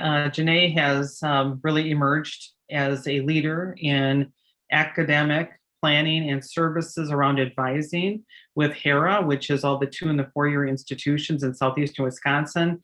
Janae's name comes up at least once a month. There is a community of practice around advising, and she has emerged as the go-to person with expertise in this area. So thank you, Janae. I appreciate it. Next, I would like to invite Dr. Josie Beal to provide you with an update on our return to campus plans. As the school's public health officer, Dr. Beal has had the critical charge of providing guidance to ensure safety on campus during this pandemic. She also serves as the health and safety team co-chair, where she leads contact tracing efforts and collaborates with campus teams to ensure the implementation of comprehensive post-pandemic, or pandexic as it's called now, measurements. Dr. Beal has done an outstanding job leading this effort. Josie? Thank you, Dr. Martin. Good evening, directors and our MATC community. Thank you for allowing me the opportunity to talk a little about our actions and what we've implemented this semester around COVID-19. The teams that I'm going to talk about have been assembled since the onset of the pandemic. But again, I would like to provide an up-to-date view of where we're at right now. So our Health and Safety Committee is led by myself and Dr. Eric Goss. We represent diverse voices from the campus, and we meet weekly in order to analyze and discuss critical data related to COVID-19. One of the tools that we utilize actually looks at the key indicators from within the community, as well as our campus indicators. Our phased reopening tool, and that's the tool that we have here. Some of our indicators for the community would include cases, so the positivity rate within the community, testing that's being done, hospitalization and care. The key indicator has recently changed to vaccination. So what is the rate of vaccination? And then tracing, how long is it taking our different health departments to reach out to individuals who are tested positive, and also to look at other individuals that may have had exposures. When we look at our key indicators on campus, We are looking at our number of cases by campus, but as well as number of cases that have occurred within the same programs. We look at how effective or what is our timeliness of contact tracing individuals as well as our classes or departments, our PPE that we maintain on hand, and then safety around our college environment. So are we receiving reports where maybe masks were not being worn appropriately? So using these key indicators, we look at what recommendations should be made to ensure safety on campus and also to reduce risk. The status and the trending of our indicators follows the red, green, yellow type of metric. And that, again, indicates recommended action. So during our spring semester for our MATC campus, we have not had any indicators that have been in the red. We know that with the Milwaukee community, we're currently experiencing lower cases. Our positivity rates are some of the best rates. So we're trending in the correct direction. We continue with this committee. We also have our health and safety plan. Our health and safety plan was submitted and reviewed by our local health department. It again outlines what actions we're taking as a college to ensure safety on campus. It also is a tool that is utilized by our MATC members, our students, our faculty, our staff to identify our safety measures across all campuses. So that would include how would a person report if they've been exposed to an individual who had COVID, if they're experiencing symptoms of COVID, or if they've had a positive test. So our contact tracing team assists in these efforts and is available to our members on campus. Our health and safety plan continues to highlight our cleaning procedures, that our campuses remain closed to the community, but we're open to support students, potential students, and their families. It also looks at capacity. And we actually can return to our slide. Our indicator also, it provides data about when we will make these recommendations. So we have both a very proactive team that meets weekly, as well as our health and safety plan, which we update accordingly. Right now, we're experiencing, we've had vaccination available to higher education since early this semester. So we've worked to ensure that we had access through our community partners, such as the Medical College of Wisconsin, but we are now actually able to bring vaccination resources on campus. So today we actually held our second vaccination clinic on campus, and our partner was North Shore Pharmacy. So we're pleased to be able to bring these resources on campus. It's open to our students, to our employees, as well as their teams. This semester, we also had COVID testing on campus. So we were able to have COVID testing at 2 campuses. We ended up having a better response to the COVID testing on the downtown campus. And then we made remote testing an option if it was an individual who tested at one of our other campuses. So we do anticipate being able to bring COVID testing back once our summer academic semester begins. For our vaccine clinics, we are having our vaccine clinics essentially every 3 weeks. So if an individual received their first vaccine with us, they're able to receive their second vaccine with us as well. When we talk about our ongoing efforts around COVID-19, education is critical through an equity lens. So understanding and being able to utilize diverse tools around literacy, around diverse languages, around individuals who may have more questions or concerns, or may even have some hesitancy. We were awarded a grant through the Wisconsin Department of Health Services. And through this grant, we're able to offer more education in a more personalized format. Looking ahead, we continue to have our return to campus planning continue in a phased approach. This phased approach always is going to consider the safety of our employees and our students, our MATC health and safety team, our pandemic response and transition integration team, our President's Council, and our cabinet continue to review the latest information from our federal and local health guidance regarding COVID-19. We anticipate that with these teams, with our knowledge, as COVID evolves, our understanding of vaccination, that these teams expect to be able to provide an update on our MATC COVID-19 protocols by mid-June. So with that, I do conclude my report. Dr. Eric Goss and myself are both available to answer any questions. Thank you. Thank you, Dr. Veal. And that concludes my report unless there's any questions. Any questions from members of the board? Questions, comments? Director Hamilton? Yeah, thank you, Mr. Chair. I just wanted to say thank you for these two reports. Very informative, and it looks like things are moving in the right direction. I appreciate the efforts of communicating this and the effort that the staff is making to ensure that a comeback is safe, both for faculty and for students. So I appreciate these reports. Thank you, Director Hamilton. Any other questions or comments?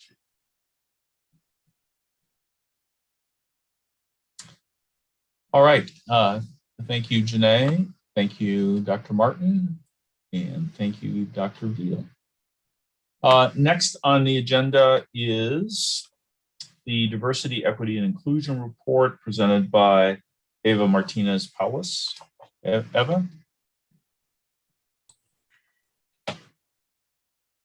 Yes, thank you. Beth, would you be able to pull up my PowerPoint? Thank you so much, Beth. Good evening, everyone, and thank you so much for giving me the opportunity to highlight some of the information related to diversity, equity, and inclusion. At the last board meeting, I shared with all of you the short-term plan related to our efforts, DEI efforts, and that plan included initiatives such as establishing some of our affinity groups, also implementing anti-bias workshops and dialogue beginning fall semester. We also discussed a little bit about the climate study that is happening fall semester, either sometime between October and November, that will be coordinated by Dr. Sean Harper and colleagues. I also talked to you a little bit about the President's Task Force on Race, Equity, and Inclusion that is going to be happening and ready to be implemented this summer. I share with you those initiatives that we have as part of our short-term planning and also our one-year plan for diversity, equity, and inclusion. In addition to sharing with you, we also share that information with all of our employees about a week and a half. And thus far, we have received really positive information and feedback, including we have interested employees who are ready to participate in the affinity groups and also are ready to lead some of those affinity groups at MATC. We also share with employees the President's Task Force, and we encourage participation, and also we encourage feedback.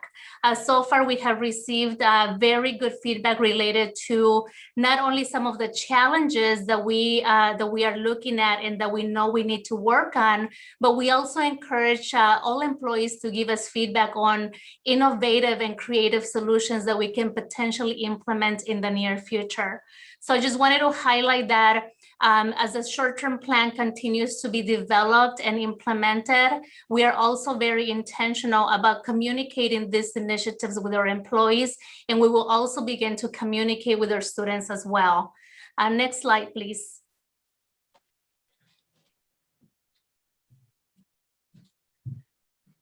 I wanted to highlight three specific areas as updates that I would like to share with you today. And these specific areas are related to the work that has been happening in the last 2 to 3 years and the work that will continue to happen in the next couple of years as well. For example, one of the main buckets for DEI and as part of one of the President's goal is the initiative to become a Hispanic serving institution. As of today, we have 18.1% of students that identified as Latinx or Hispanic. So we are getting there, and we are implementing a lot of different initiatives to be able to move the needle in this area. Thanks to the work of Dr. Wilban Bonaparte and Dr. Arturo Martinez, there has been a lot of really great initiatives in the last year or so. For example, some of these initiatives include the DACA statement that is currently posted on the MATC website. And this statement reinforces the commitment to our undocumented student population at MATC. In the last year, there was also a DACA Plus scholarship that has been created to support the student success of our undocumented students. We continue to explore and create visibility for bilingual programs and also classes. We also continue to translate and look to find ways and innovative ways to be able to translate information from English to Spanish and also other languages. The HSI task force members also jointly created a resource guide to be able to highlight a lot of the different services available to students in English and Spanish. As it was shared with you at the last board meeting, MATC hosted the very first bilingual open house Casa Abierta, and MATC also hosted the very first annual Latinx Career Conference, which was a total success. In addition to that, Dr. Bonaparte and others at MATC co-chair the Advancing Racial Equity in Our Community Colleges, which is a coalition of colleges and universities within the region to advance equity, not only for Latinx Hispanic students, but for all student populations. I'd like to send my special thanks to Dr. Bonaparte and Dr. Martinez for leading the HSI initiative, along with the team members that continue to make great strides in becoming an HSI in the near future. Next, I'd like to talk a little bit about the WTCS Equity Grant. Within the WTCS Equity Grant, we house the DEI Committee, the Diversity, Equity, and Inclusion Committee, that is co-chaired by Dr. Wilma Bonaparte and Myra George. In the last couple of years, the DEI Committee has done an outstanding job in providing not only the foundation for proficiency and knowledge at MATC when it comes to DEI work, but also has created the foundation for the cultural change and transformational change that we are working towards at MATC. The focus of the DEI committee and the program in itself, and let me first say that in the last year, there has been over 40 DEI programs implemented by DEI committee. The programs have ranged from race and ethnicity to gender identity to ability, socioeconomic, and many other intersectionalities. The focus of the WTCS Equity Grant is not only to begin to influence that culture and create that foundation, but it's also to focus on the individual change that needs to happen through awareness, participation, supporting that individual change, and also creating that desire and acknowledge on how to change. In addition to that, much of the programming really focuses on implementing the skills and behaviors that we all continue to work on in our journey towards becoming a more diverse, equity, and inclusive campus. I'd like to thank Dr. Wilma Bonaparte and Myra George for being co-chairs of the DEI committee and for continuing to support this initiative. Just last week, I found out that we have an extra year through the equity grant. So we are very happy to continue to do this work, and we will continue to work in collaboration to make our beautiful MATC College a more welcoming, safe, and inclusive environment.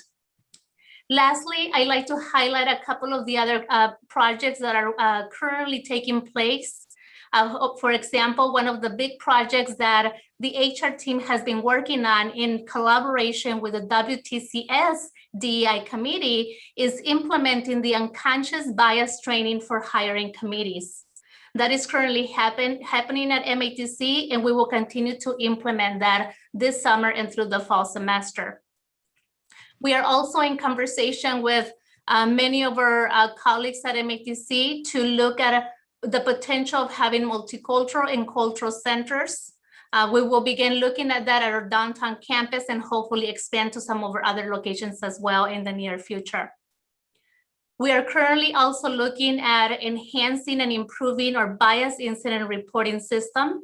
In fact, we have our very first meeting in the next couple of weeks to be able to discuss what are some of the areas of growth and in the direction in which we need to go to make sure that when our students are submitting bias incidents, that we have a really great, clear and visible space for them to feel comfortable reporting incidents. Also, we look forward to working with you on June 7th through the DEI board retreat. We have a lot of really great updates for you and a couple of activities, so stay tuned for that. Lastly, I just would like to share that as part of the Moonshot for Equity initiative, we had our very first e-convening with Dr. Harper last week that was very focused on engaging in courageous conversations around race. And we will continue through the e-convenings throughout the year. This is such an exciting initiative for all of us because for every e-convening, we have about 40 to 100 individuals, staff, faculty, and administrators at MATC being engaged and being part of these really great initiatives through Moonshot through Equity. With that, I just wanted to share some of these very exciting initiatives, and I am happy to answer any questions that you might have. Thank you again for giving me this time. Thank you very much for that report and also for the written report you distributed last Friday to board members. If anyone on the board has not seen that, please let Eva know, and I'm sure she or someone on her behalf will get it to you. Are there any questions or comments at this time?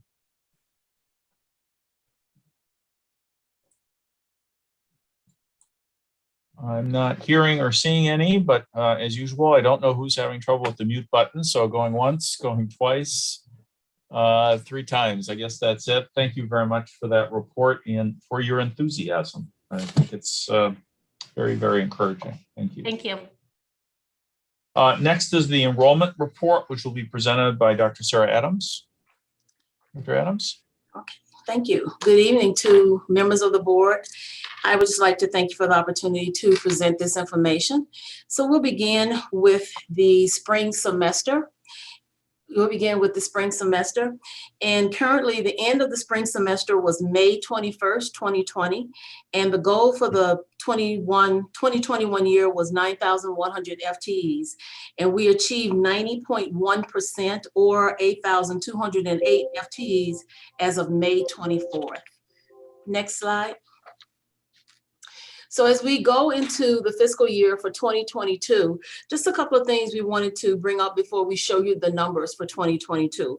First, we wanted to say that currently we have students enrolling now for summer and for fall, but just a few items we want you to keep in mind as we discuss the summer and the fall enrollment. We began registration 9 days earlier this semester for summer and fall semesters than we did last year. And as a result of, and I think Janae really hit on several points when she was doing her presentation on advising, but as a result of several process changes because of guided pathways, because of EAB Moonshot, because of EAB Navigate that we are so excited to bring on board beginning June 7th. We have made some process changes that we really believe are beginning to show as we look at our student enrollment. As our students completed their applications and they began to work with admissions navigators, which is a new position that we had in the guided pathway model. And as they work with the navigators on the submission of their transcripts, on understanding how our self-service product works, on connecting them to our STORM, which is our orientation where they meet with their advisors, on discussing FAFSA completion and in general how to pay for college, as well as all the changes that have been made in our advising system. This leads us to where we want to show you some of the numbers, where they were in the past and where they are now. So at this time, Tony Talaviga is going to present on our numbers in relationship to the past and currently. And Tony is our Director of Marketing. Tony? Thanks, Dr. Adams, and thanks for the partnership. Appreciate being with everyone, directors. So when we talked about doing this presentation, we had just made this very similar presentation to Cabinet, and the interest was in kind of sharing with you all as board directors a little bit of a deeper dive and a little bit of a higher level sense of what we do every week. So we have a cross-functional enrollment funnel meeting every week that Dr. Adams leads with Dr. Gonzalez de Jesus sponsoring in a sense. We track our data weekly to see trends, and that's something we started doing with our ad agency to just see what's happening and see where we can improve. So we're going to start with summer data and start toward the top of the funnel with applications. So if you figure at the top, we've got applications, and as we move farther down the funnel, we get toward registration. So the summer data is really encouraging across the board. So with both the a little bit greater certainty than we had at this point last year, and some of what Dr. Adams talked about in terms of being able to really get students registered earlier this year than we did last year. It's positioned as well. So applications completed up 104% year over year. So again, these numbers are comparing where we are now versus this time last year. We basically doubled in terms of new applications completed. Getting those new program applicants registered, we're up 162% year over year. And that's just really encouraging. Again, part of that is the momentum that we got from starting earlier, but as we track this week to week, we can see that we've really been able to sustain the momentum. And when we see any faltering in that, then that's where we have opportunity to step in and say, how can we strengthen this? And then, so when we look at, if you just take one last note on the summer. So when we look at our total FTE enrollment, we're 9% better than we were last year at this time with 478. And I'll note that when we get to the last slide, I'll talk a little bit more about progress toward goal. So this is summer year to year. The next slide, if we can advance, is the fall year to year. And then we'll take a look at goal. So looking at fall, again, we're going to start at the top with top of the funnel with applications, move it toward registrations. We've seen a small decline in the new applications completed compared to this time last year. We actually set a recent year record in terms of the number of applications that we got to start last fall due to, we think, a host of reasons. But we still think we can kind of keep moving closer and closer. When we look at our weekly tracking document, you can see we've really made progress in terms of starting when we started tracking this from being 20 to 30% off in terms of the number of applications to narrowing it down to 7. And as we move towards the deadline for the promise for new high school grads with a new later deadline in the year that times out well with the fact that we've got a lot of high school students ending the year in person who hadn't been in person, we think we can continue to make progress. So even though total apps completed are down, we've gotten more applicants registered, and that's really encouraging. Again, some of that is the early start with registering earlier, but we think we're also making some momentum. So spring students retained is actually down a little bit, and these next two items are ones we didn't talk about summer. Spring students retained and students coming from an earlier term. Because not everyone takes summer classes, we really only look at that more in fall and spring. But we have to remember that even if we're doing a really good job at getting spring students retained, we have a smaller pool of students this spring than we did last year. So we think that's driving the decline in spring students retained, even though our bottom line numbers are healthy. And the inverse of that is the next number you see. So 98% increase in the students returning from an earlier term. So not students that aren't here in the spring, but students who are here in the fall or last spring, signing up for the fall. Really strong growth in that. And we're actually, we do a lot of paid marketing at various points in the funnel, but one place that we're doing that's new right now, because we know we have more in-person classes this fall, is we're pushing to students who were last here in spring of 2020, right before the COVID pandemic, before the closure and the shift to more online classes. We're going to be reaching back out to those students, touting the increase in in-person, blended, and hybrid classes. So we think we can continue to grow this even more in terms of getting students back from early earlier term. Bottom line for the fall in terms of the year-to-year comparison, up 25% to where we were this time last year. Again, we look to see, is it just the momentum from starting earlier? The answer so far is no. We've actually been able to increase where we are when we look year over year. And that'll bring us to the last slide, which is really progress toward goal, right? That is important when it comes to budget. So for summer, we're at 534 FTEs of our 772 student goal. And that's 69% of the goal for the term. And what we look at when we do goal progress is, what does that mean? We're at 62%. It's May 25th. Is that good? Is that bad? Do we need to be better? And that's where the pacing comes in with support from institutional research. So institutional research tells us to stay on track for that 772 goal, we'd really want to have 524 FTEs right now, but we're pacing at 102%. So that means we're ahead of the pace that we need to be on to hit for summer.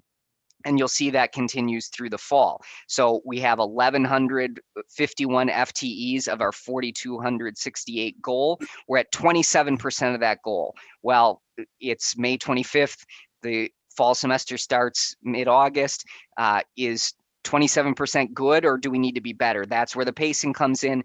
986 would be on pace. So to have 1,151, that tells us we're ahead of pace, pacing at 117%. The last thing I'll leave you with before I share back to Dr. Adams and or my colleague Monica McNaughton to talk about deregistration is that because we track this every week, we can look in and say, the pacing is a little softer, the pacing's a little better.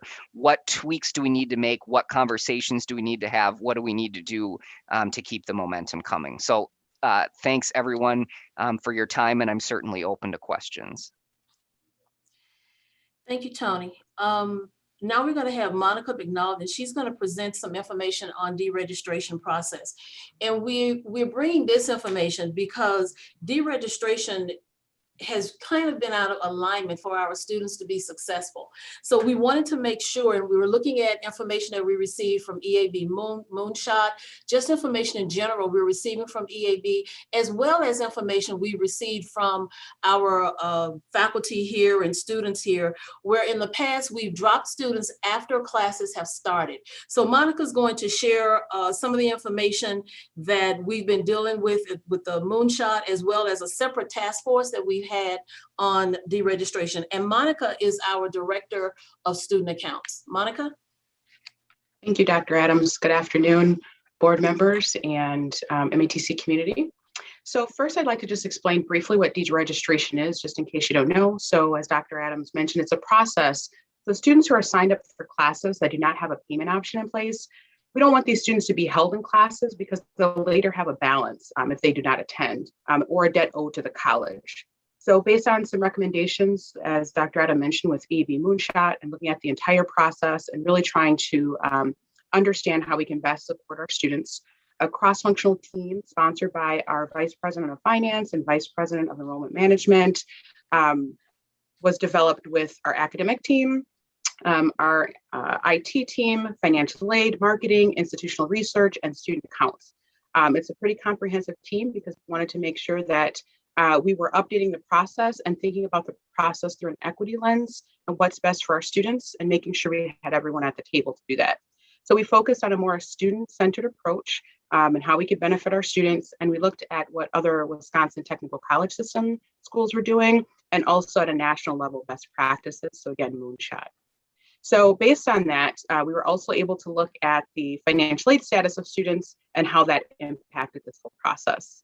We then worked to develop an improved process, which we had some additional reporting details. And on those reports, we have the financial aid status. Financial aid can then follow up with that group of students to determine where they are in the process.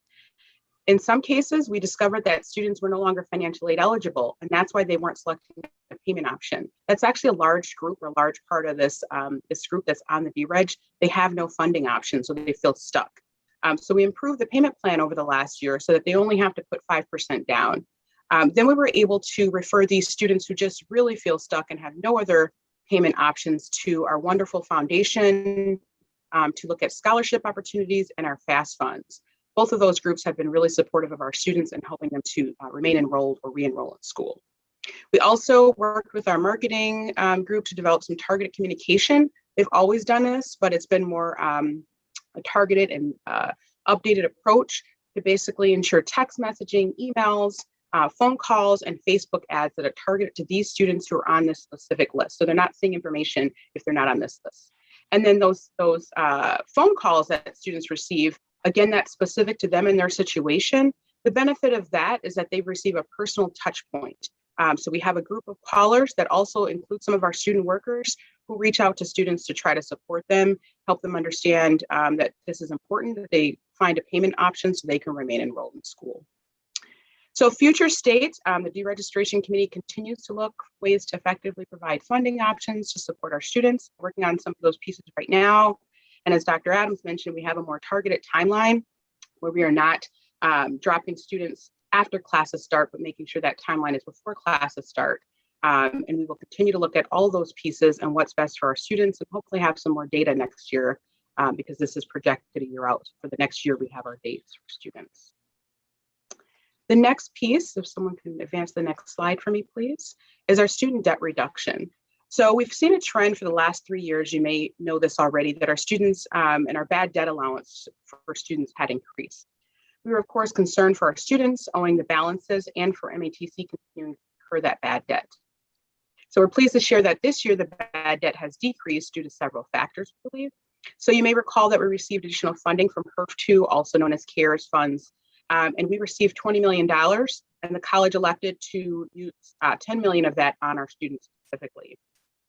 So there was a committee that was formed, a process to inform students who were eligible of those funds, and students elected to, we gave them the option to use that funding to cover balances. Out of the students who applied, the post-secondary students, 54% of those students use those grant funds to cover their balances. So we know our students are committed. We know they want to be here. We know they've had some real challenges this year, this semester, and are still experiencing some of the challenges of COVID. So we're really happy to be able to support them. Other factors are that our Executive Vice President of Financial Aid, Al Pickney, and his team led a multiple census date group. So what that did is allowed myself, the student accounts team, and financial aid team to collaborate to find a financial aid refund timeline that would pay out for classes according to students actually attending. And so that timeline prevents students from receiving funds for classes they haven't attended, thus reducing the debt they owe, and then obviously reducing the college debt here. And then lastly, we have our Restart program. You may recall that this program allows students who have been out of school for at least 2 years with a balance of $1,500 or less to return to school. So these students are stopped out due to a balance and they want to return. We have, again, a whole program that works with these students to get them back enrolled.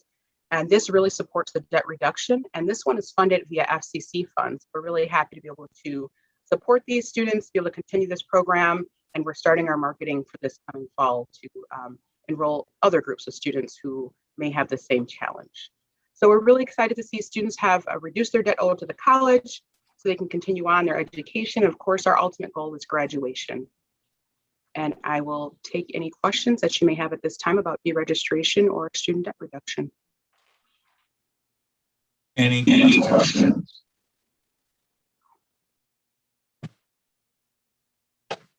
This was just the final slide of all the numbers that we presented earlier, just so you could just see it at a glance, where we're at with summer and where we're at with fall.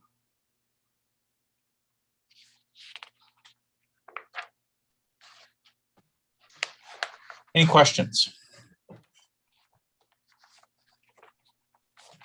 Thank you, Dr. Adams and Monica and Tony. Thank you very much. We'll move on with the agenda to the Milwaukee PBS General Manager's Report. Mr. Zachary, please.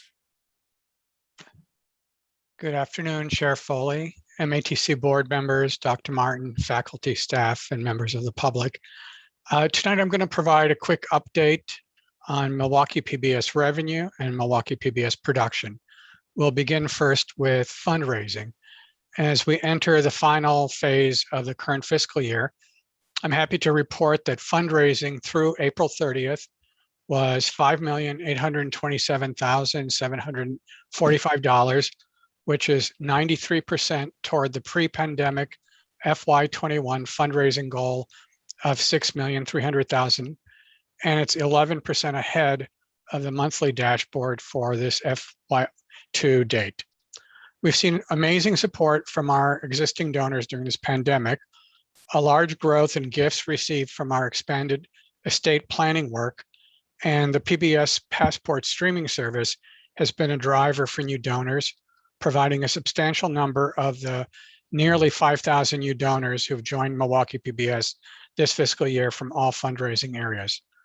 And now turning to the production side, coming up soon, Milwaukee PBS's Black Nouveau series will take part in the upcoming Juneteenth celebration.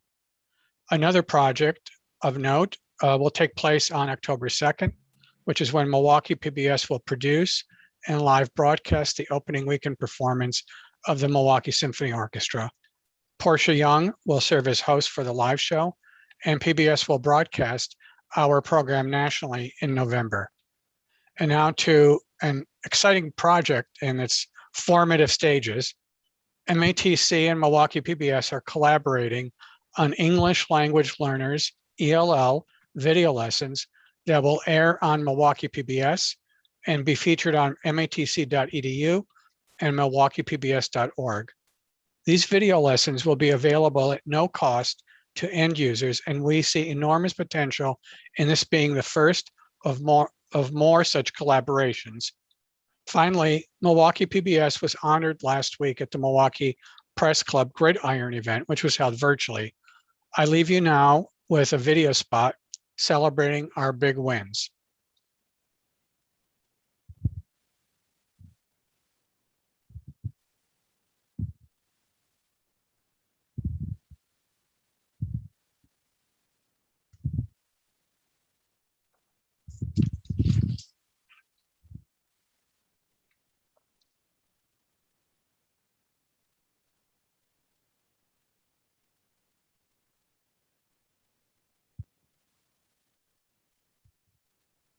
Milwaukee PBS recently was awarded 3 gold awards from the Milwaukee Press Club for excellence in Wisconsin journalism, including Best Pandemic Story Online, Gail's Dad, Best Long Soft Feature, Deaf Story Slam, and Best Public Service Online Story or Series, Listen MKE, produced in partnership with the Milwaukee Journal Sentinel, WUWM, Milwaukee's NPR, and the Milwaukee Public Library. Congratulations to our producers, staff, and partners. And thank you, Milwaukee Press Club. And that concludes my report for this month. Thank you very much. Mr. Zachary, any questions?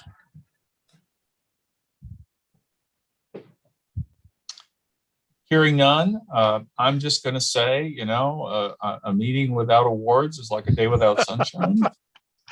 Congratulations. Thank you. I'll share that with the team. All right, so we did the advisory audit report. Next is the legislative matters report. Randy Zelenkova, you with us? I am. Thank you. Thank you, Chair Foley, members. Good evening. I will be brief. I want to highlight 2 specific updates to the report.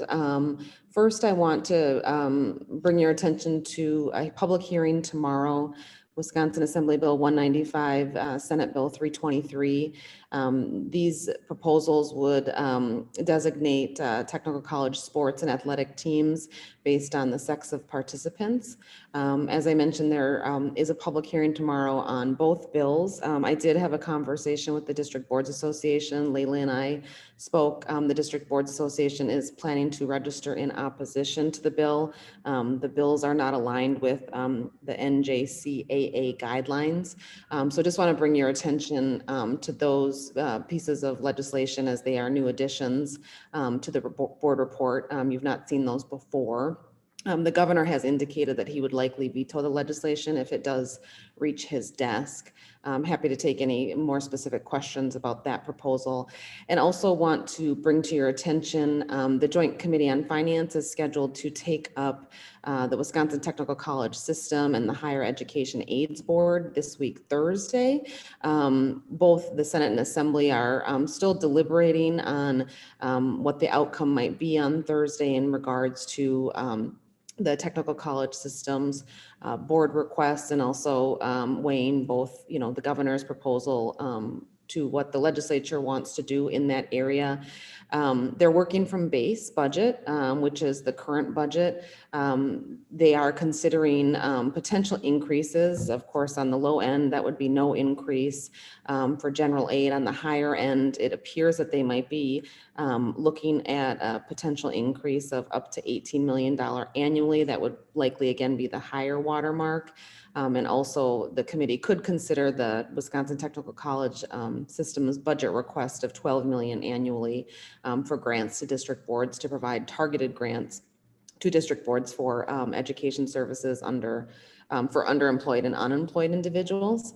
So those are the topics of discussion specific to general aid slated for Thursday, and then specific to needs-based financial aid for technical colleges. That's also on the agenda for Thursday. Again, the legislature is working from base budget there and is considering anywhere from a 0% increase up to potentially a 10% increase over the biennium. So that would be anywhere from about $7 million to $34 million, depending on where they land. And then for your reference, I have continued to include what the governor has proposed in a number of different areas.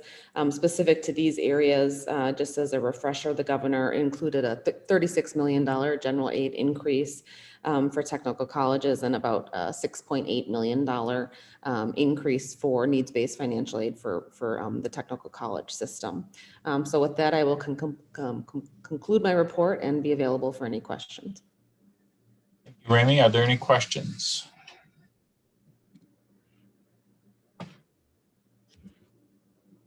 There being none, thank you for your report. Next is board monitoring pathway presentation on STEM. Dr. Dakwar, I'll call on you for that. Before you begin, I just want to let the board members know that one of the areas that is covered by this presentation involves information technology industry training, and most of you know that's an area of particular interest of mine.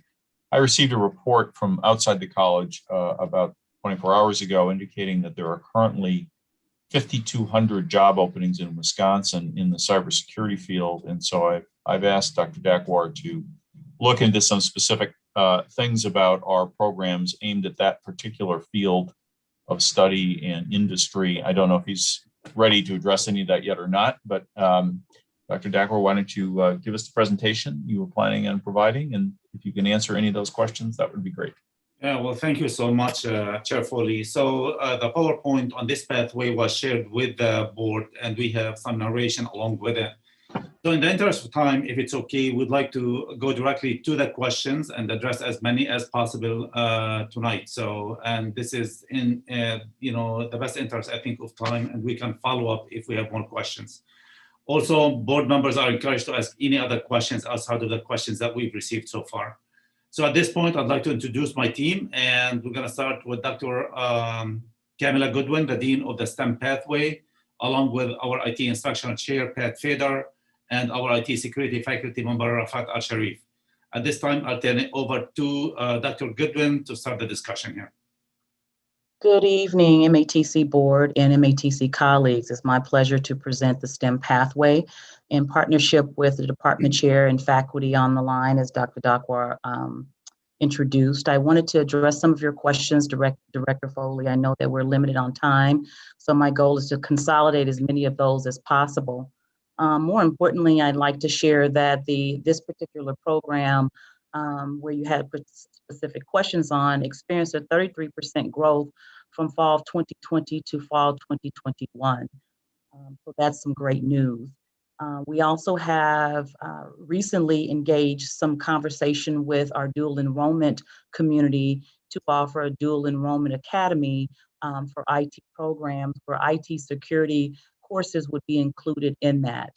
I'd like to include Pat Fetter and faculty Rafat, who teaches in the IT security area, to address some specific questions as it relates to what is taught in the courses and how we're preparing our students for cybersecurity. So at first, I'll bring Rafat on to answer those specific questions that he is in the classroom. Hey everybody, my name is Rafat Sharif. I'm the IT security instructor that teaches in the IT security program. I was the previous coordinator for the IT security. Basically with our program, the main focus of our program is to build the core courses for the IT security, mainly operating systems, infrastructure, and then we move on to specific courses similar to ethical hacking, risk management, wireless security, and so on and so forth. So that's kind of the main courses or the main target of our information security. Our information security program is one of the pioneers in Wisconsin, and other colleges and universities actually copied a lot of our courses and used it in their program. Mainly we target, in our program, we target, in addition to hands-on, we target certifications that are well known in the industry, whether it's CompTIA certifications or other certifications like ethical hacking, which is the EC Council, and Palo Alto firewalls, and so on and so forth. So basically, we're trying to map our courses to certifications that are well known in the industry. We kind of prepare our students to take basically entry-level positions in the area of IT security. Probably I would say level 1 and maybe level 2. It depends on students and their effort in the program, but mainly level 1 security, entry-level security. We do have part of our advisory committee. We do have advisory from many companies that are well known in the area, whether Rockwell, Northwestern Mutual, AE Business Solutions, and many others. So we actually seek feedback from these companies and these advisory members to enhance and always improve our program. I'm basically looking at the questions here and trying to answer as many as I can. Yes, we do have articulation agreements with many universities that we have, 4-year universities, whether it's Milwaukee School of Engineering, University of Wisconsin-Milwaukee, Parkside, and many others. So a lot of our students that graduate from our program, which is a 2-year program, they actually go ahead and continue with 4-year programs in these universities, and we do have the articulation set in place. Regarding, I think there were some questions regarding the summer camp. We've been offering information security, introduction to information security and cybersecurity for high school students, part of our summer camp offering. And this is kind of continuous. We've started it last summer, and this summer we're offering another one, in addition to other summer camps like robotics and other things, to kind of encourage the students to stay in the STEM program, and hopefully once they finish programs like this and camps like this, they get encouraged to join our associate degree at MATC. All right, with this, I'm not sure if Pat has any additions. No, Rafat, you did an awesome job. I'm just kind of scanning over the questions here. I feel like you hit them all. Or let's see here. I mean, there was a question about, I think, do our graduates have skills to get in the field? Yes, they do.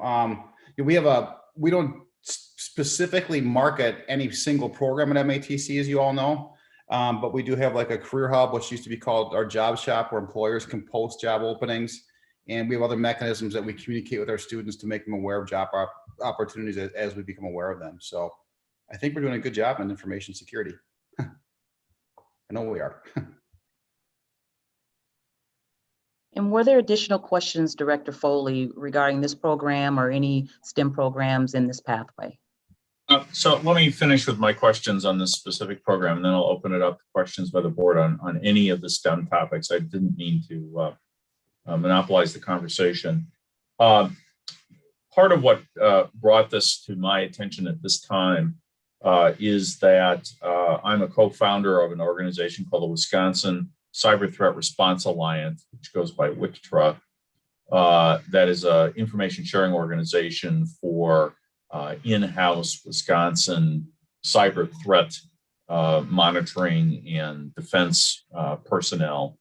That organization is partnering with Johnson Controls and Milwaukee Public Schools to interest MPS students, and particularly MPS students of color, in this field. And they are interested in talking to someone at MATC about whether there's an opportunity for collaboration there. So I'll leave it up to, I assume it would be either Dr. Deck or Dr. Goodwin to let me know who that contact should be made with, and I'll let them talk to them.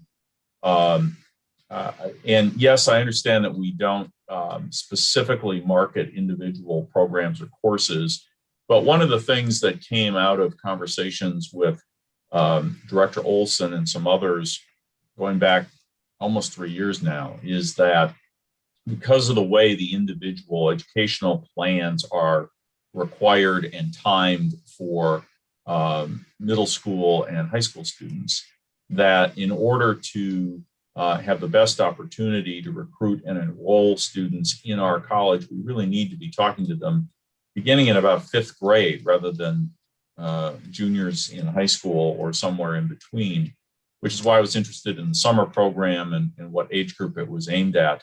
But I think that this opportunity with WICTRA and JCI may be a way for us to support the development of interest in these fields in younger students without it having to be an independent program of our own. So I'm simply asking that somebody let me know who at the institution I can connect these people to, and please have a conversation with them about collaborating. It'll expand our enrollment. And I think to the extent that they might be able to tell us what's in this 5,200 open jobs in Wisconsin, it might help us target our own enrollment and maybe even the content of our programs. So thank you for the information and responding to my questions on such short notice. Thank you very much. Does any other member of the board have a question about any part of the STEM pathway? I have a question. Director Case. Yes. So also very directed at my day job.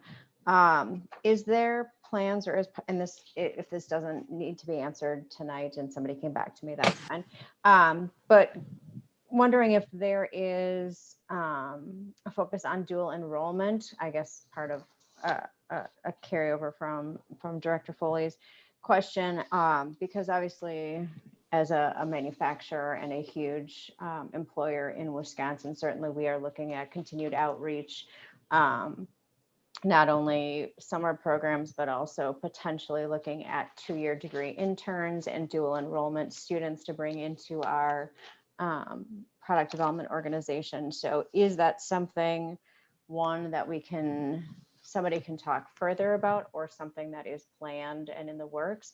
And then my other question is, in the presentation itself, it mentions outreach when it talks about students of color. Does that also include female outreach? Because that's a big push for a lot of companies, is bringing females into STEM careers as well. So I guess that was a lot of questions, sorry. Sure. This is Dr. Goodwin. Great questions. I will defer the Dual Enrollment Academy to Pat Fetter. He's been in conversation with our articulation department regarding that, but I will address the students of color and the females that was highlighted in the presentation. Currently, I have a strong partnership with the Boys and Girls Club of Milwaukee, where we're highlighting increasing the diversity in STEM, more specifically students of color. Also with that partnership, the Boys and Girls Club has a Girls That Code club. And I'm part of that conversation each month, speaking with those girls, encouraging them to major in IT and STEM programming in the future. And so in part of those conversations, they've all been virtual. These are girls aged 5th through 8th grade, and encouraging them to consider MATC as the school of their choice. Last year, before the college closed for the pandemic, I had in place a STEM Expo where we were highlighting STEM-related programs for students of color and girls so they can get hands-on experiences to learn more about STEM. Lastly, part of our summer initiatives is our mobile RV, where we will be highlighting the STEM hands-on activities for girls and students of color. And so we have a long way to go, as we do nationally, in improving the diversity in STEM, but those are some of the initiatives that we're working on to improve that. So I'll pass it on to Pat to talk about the dual enrollment academy that he's been in conversation with our department here at MATC. Thank you. Yeah, so this is Pat, and back in late February, we had a virtual open house for high school students regarding dual enrollment options at MATC, one of which was an IT option. It was 30 credits, 15 credits a semester, and we're just waiting. We haven't heard back yet as to how many high school students we have. But what I did hear is that from the previous year, more and more high schools were interested in becoming involved in the dual enrollment academy. So, at this point, I don't have any solid numbers, but I do know there's more high schools involved, and our plan is 30 credits over 1 year starting next fall. Great, thank you. So Dr. Goodwin, I don't know if you are familiar with this, but Harley-Davidson has done a Girl Scout badge in motorcycle product design that we do that pulls girls into STEM programs.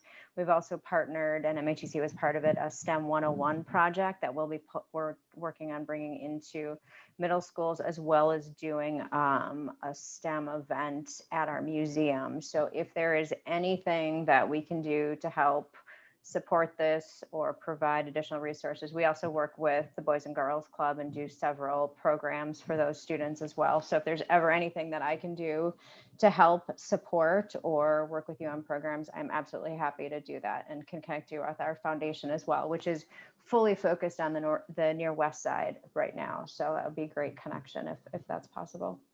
Well, thank you. I appreciate that offer, and I will take you up on that offer. Great, thank you. Anyone else?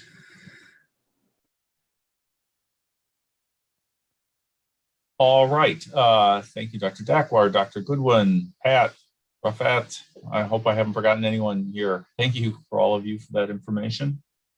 Next is a review of the fiscal year 2022 preliminary activity plan and budget, and preliminary capital equipment budget by Vice President Hollow. Jeff? Thank you. With regard to the activity plan and budget, the preliminary budget book, what we've done is the goal is to put together the financial information for this board meeting and follow up with the qualitative information and have a complete finalized budget book at the June board meeting. So what I would like to say is so we put out the activity plan and budget book, the draft version, but what in that draft version, it has all the financial information, and that financial information will not change. So I just wanted to make sure that everybody knew that. And so we're not going to go through that today, but I just want you to know if you want to look at the financial information, if you have questions for the public hearing on June 15th or at the final board meeting when we attempt to approve the budget for the upcoming fiscal year, the financial information is there. With regard to the preliminary capital equipment budget, this information was also provided. Beth, maybe we can just provide the summary page. So behind this summary page, you can see in the first column, we have the requested capital equipment. 21 million is what we typically have budgeted, for probably going back at least 7 years. So you can see 21 million that we've requested this year, and all the categories of spent, in the areas, the departments and divisions that have requested and been approved for the capital equipment funding. You can see that is in the first column. And then you can see also what was requested and approved last year, and the comparison. It shows the change from year to year in the far right-hand column. And if you looked at this this presentation, it shows, if you look at academics, it shows you each of the pathways, what they've requested for equipment. It gives you all the detail, and it shows kind of at a high level what all that what was requested and the dollar amounts for each of those areas. So I think I'll leave it at that, because if you want to look at that, you look at that, take your time and look through it. If you have looked through it and you have questions, I'll be happy to answer any questions.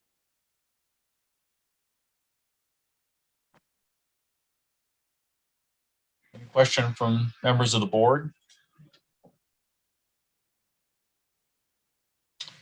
I just have one, and that is, I know this is a small dollar amount, but I'm really not sure why you're budgeting $11,000 to replace the iPads that we use in the board meetings, unless that's really critical. I'm an iPad believer, and I have 2 of them, and I just don't know if that's really a good use of money, but I'll leave that for comment for another time, and maybe look at some of the bigger numbers. Any other questions about this report?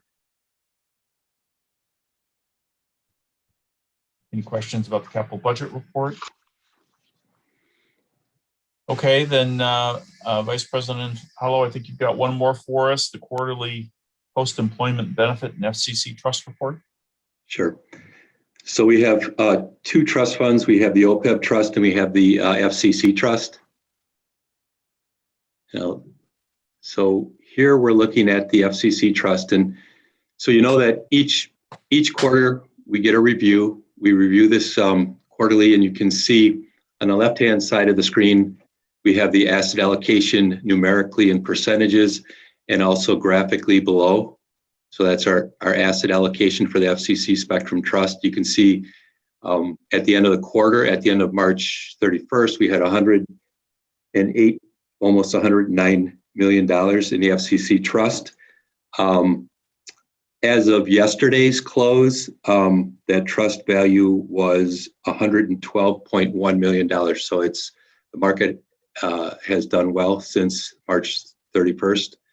On the right-hand side, you can see a performance summary. It shows you what happened in the performance in the last quarter compared to the benchmark. The blue is the benchmark, and the beige is the actual performance of the trust for 1 quarter, the previous year, 3 years, and since its inception.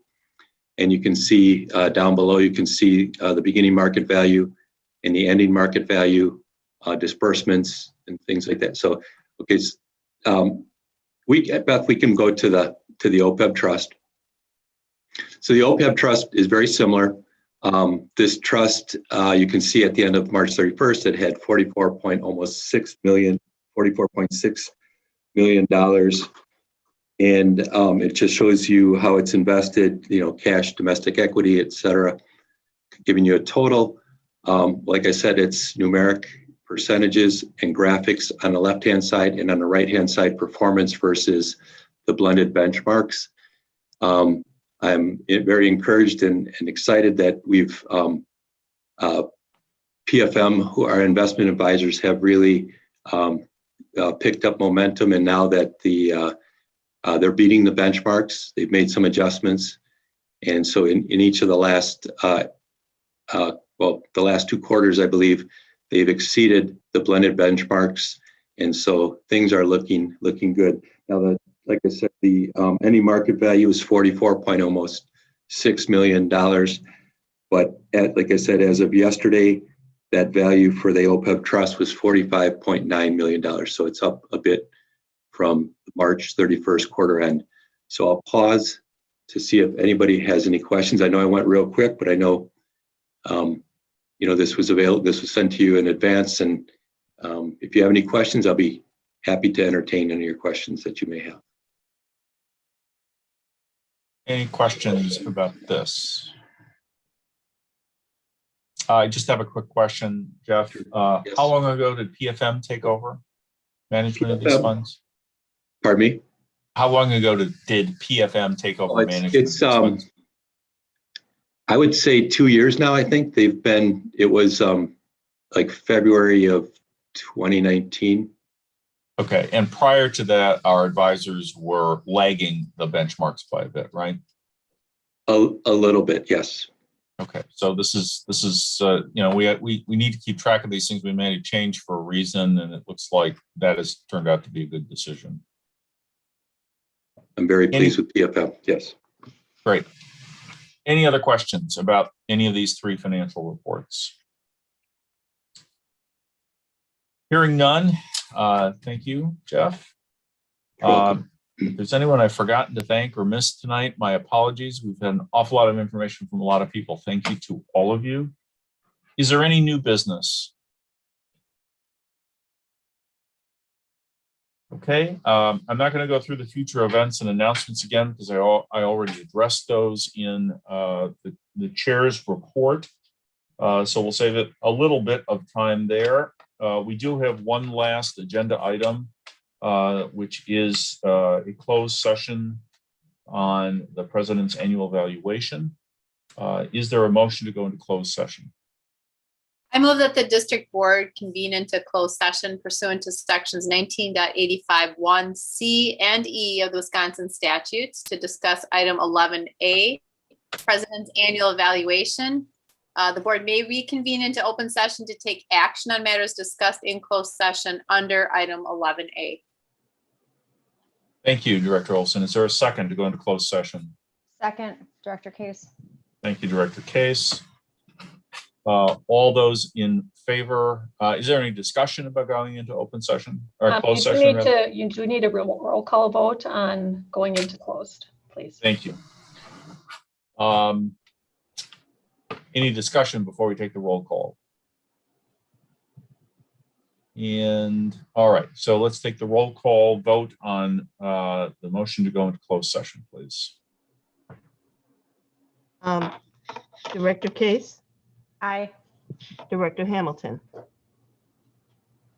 Aye. Director Mendieta Ramos? Aye. Director Mitchell? Oh, sorry, Director Mays? Aye. Director Olson? Aye.